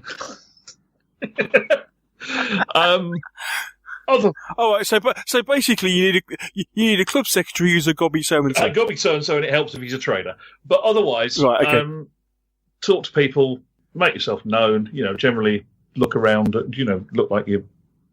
The easiest thing is word of mouth. Writing to people is all very well, but by far and away the best way is to actually go and physically talk to people and pitch your show at them. Participation versus demonstration. Participation all the time, please. It's certainly the way that the British hobby shows are moving. I think we're all safely say we're all tired of looking at wargamers' backs while they play games they can play in their club on a Saturday. Indeed, the only caveat I would have on demonstration games is that if you put a demonstration game on, make sure it is something that you wouldn't put on at a club. Make sure it is a spectacle. And make sure secondly, that you have set aside someone from the demonstration queue. His job is not to play the game, but to talk to the public. Actually, I would go as far as to suggest that your job is not actually to play the game. No, absolutely not. And interestingly, there are people that do that very well. For example, I was talking to John from the Mad Gamers. Hello, John. Very well, very long time listener, and he was saying that the Mad Game, Mason and District Wargamers, they did Dresden, a huge Dresden game at the Joy of Six. And it was meant to be a demonstration game. They hardly moved a figure all day because they were too busy talking to people. Which is lovely. Yeah. That's the way to run a demonstration game. I mean, Rich Clark manages to actually run the game, but he is pretty much... I mean, it helps that Rich is large and outgoing, but fundamentally he is talking non-stop about the game, the mechanics, everything. And you've got several lardies running interference around the table and this all the is time. what you've got to do. If you want to run it, if you want to bring a demonstration game to any recent show, to my mind, you need to be aware that your job is not playing the game. Yeah.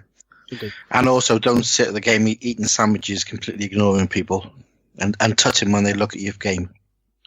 Indeed. What requirements do you look for in event space? Big, light, airy. Plenty of blues, decent supply of tea and food, parking. Usual stuff. I mean, use your head. What would you like to see in a wargame show? You want to be able to park. You want to be able to grab a cup or a drink or a snack without it breaking the bank or you having to walk 5 miles down the road to the nearest McDonald's. I must admit, I am beginning to get very tired of going to games that are in cramped, dark sports halls. Yeah. Which is one of the reasons why we're very fond of the Crescent for Hereward, in that it's big, it's light, it's airy, it's actually a theatre. And if you're going to run one, make sure there's plenty of people during setup and strip down to help traders. Yeah, because the best way of winning friends with your traders is to make sure that there's warm bodies to help them lug stuff to their warm bodies who know what the floor plan looks like, basically, who can help them move stuff. And one of the things we did, which I know goes down well with traders, is they get a cup of tea voucher once they're set up. Yeah. Just because by the time you've driven up from wherever it is at 3 o'clock, at 5 o'clock in the morning to get to the show and set up, you probably really want a tea or a coffee. Same goes for the games. Actually, it doesn't matter whether you're a trader or a gamer. That's part of our deal. Other than that, so what does the whole crew think makes a good event? I think we might have summarised that reasonably well, haven't we? Yeah, I think we have. Yeah, I think that's quite succinct. Yeah. Do all what we've said previously, and check your diary, and promote. Yeah. Use Facebook, use Twitter, and be aware that people will not commit to participation games until 6 weeks before the show, if a lot earlier, not later, because clubs tend to be disorganised. Yeah. Sad but true. We know it happens. I'm last year and this year as well, I will be doing the rounds of folks who said, "Oh yeah, we'll bring something," and haven't done anything. When you know that they actually probably think they're bringing something, they've just forgotten that they need to do this, or they. From a club chairman point of view, I know that the problem is that I won't necessarily know what I want to bring until 6 weeks before. And one of the problems I always have with Salute is that they want a committed plan of action for what you're going to do, what they're going to put in their publication for October the 31st for a show in April. And that's actually really hard. So, yeah, from a showrunner's point of view, expect that clubs will generally be a bit tardy and don't get too stressed when they are. Indeed. Oh, and one final thing. Social media is your friend. Absolutely. And get a good website. Promote social media. And tell us about your show as well. Indeed. Because we'll promote it for you. Okay, so I think that's about it, isn't it, guys? That's the mailbag. Yeah. Brilliant. Thank you to everybody who sent in a question. We hope that's covered it for you, and we shall come back with another one very soon.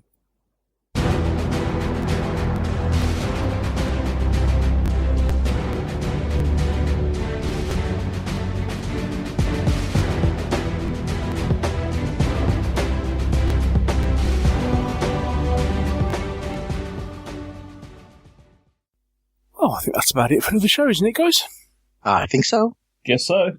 What we got coming up next time? Can any of you remember? Next time we're talking to Robin Fitton about Imperial Skies and his first Kickstarter. Imperial Skies, indeed, yes. Flying battleships. Yes. Aeronorthy stuff. Aeronorthy stuff. Yeah, with a very impressive looking rulebook. So yes, we've got all the details on that, and Rob is actually quite keen to talk about the entire Kickstarter experience. So that should be fun. Yeah, it will be interesting to see how his experience contrasts with people like Carl, who we spoke to before, and what have you. And Byron, yes, indeed. So it will be interesting to see how his experience contrasts with theirs. So yeah, looking forward to that. As I say, in the meantime, we're here, there, and everywhere. Mr. Hobbs is you're off to Lard Island, aren't you? I am. Basically, I'm here, Neil's there, and Hobbsy's everywhere. Yeah, because it's really, really exciting time, isn't it, Mike? Yeah, it is. Very exciting. We're taking photographs tomorrow and having a curry. I know which you're looking forward to more. Well, what? So the photographs of the curry are going in the 1812 book?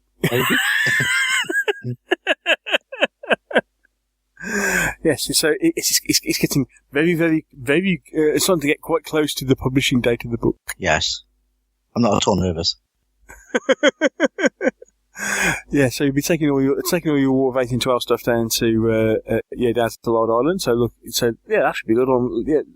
Looking forward to seeing the photos of those. as I say, show season coming up, so catch up with us at a Midlands Wargame show near you sometime sometime at the end of August, early September. And yeah, please feel free to say hi. You never know, we might even have T-shirts by then. Stranger things have happened. No, Really? say it ain't so. Oh, Well, wow. put it this way, if nothing else, we'll have name badges. If nothing else, you'll have a T-shirt. Yeah, so that's it for another show. Another marathon in the end. Here we go saying, okay, yes, let's keep this section to 15 minutes. Let's keep this section to 20 minutes. We might get there one day. But today is not that day. Just possibly not with the present cast. No. Today is not that day. I like that. Yes. And if you think that means we're going anywhere, Stuck with us. If you don't like it, You know what we haven't done? We haven't announced the winner of the competition. Oh, Gordon's done it. No. Unfortunately, time has run out on this, so stick on the blog. we'll have to we'll stick it on the blog and we'll announce it on the next show. Okay, so yes, but we do have winners. Winners plural. Winners plural, indeed. Plural prizes. Cool, lovely. That was hard to say. Yes. So thank you very much for entering. And Did we drop enough hints? possibly. I will be contacting the winners in due course. So look out for an email from me. Other than that, I think it's about time for us to go. Because Hobbsy needs to go away and pack because he's got an early start escaping from Wales. Oh, I thought it was because Hobbsy needed his beauty sleep. Well, Yeah. the fact he's got an early start. I mean, both, really, if I'm being honest. I've got a 6 o'clock start in the morning. Oh dear. Oh. So on that note, I just want to say thank you once again to the Welsh Wizard for joining us. Oh, always happy to be here. Thank you to Trouble Middle himself. Can we call him Silverback? Come on, Silverback. Silverback Mike. Whatever. Likewise, it is always fun to do these mad things. Indeed. And more to the point, thank you very much for listening. Obviously, if you weren't listening, then we wouldn't be doing this. So, thank you everyone for listening. Thank you for the continued feedback and comments on the blog, on Twitter, Facebook. Well, some of them anyway. Well, others maybe not so much, but you know who you are. Yes. It's not Merv again, is it? Bye. So until next time. Yes, on that note, Merv, we love you really. Especially your wife's cake. Did that sound wrong? Yes, Neil. You know there's Hereward coming up, right? Yes. And there might be cake. Oh, cake, you say. It might not be all yours. I was wondering how long it would be before you would bring that up. Merv, if you're listening, give me or Mike the cake. Don't give it to Neil. Give it to us. We'll look after it. Very well. Yeah, I'll bring a knife and plates. Okay.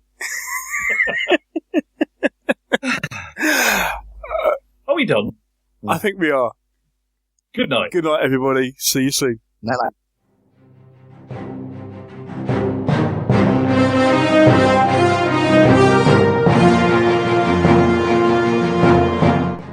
Thank you for listening to the Meeples and Miniatures podcast. If you've enjoyed the show, why not share it with others by leaving us a review on iTunes? And if you have any comments or questions, you can always email the show. The address is info@meeplesandminiatures.co.uk. And you can also visit our webpage, where you'll find a complete episode archive, all the View from the Veranda podcasts, rules reviews, and our blog of hobby items and news, which is updated several times a week. This is also where you'll find the links to our presence on social media, and here you can follow us on Twitter or join our Facebook group. And finally, here you can also find details should you wish to support us by making a donation to the podcast. All this on the Meeples and Miniatures website, www.meeplesandminiatures.co.uk. The Meeples and Miniatures podcast is licensed under a Creative Commons Attribution, Non-Commercial, No Derivatives 3.0 Unported license. Thanks again for listening, and we'll see you in a couple of weeks.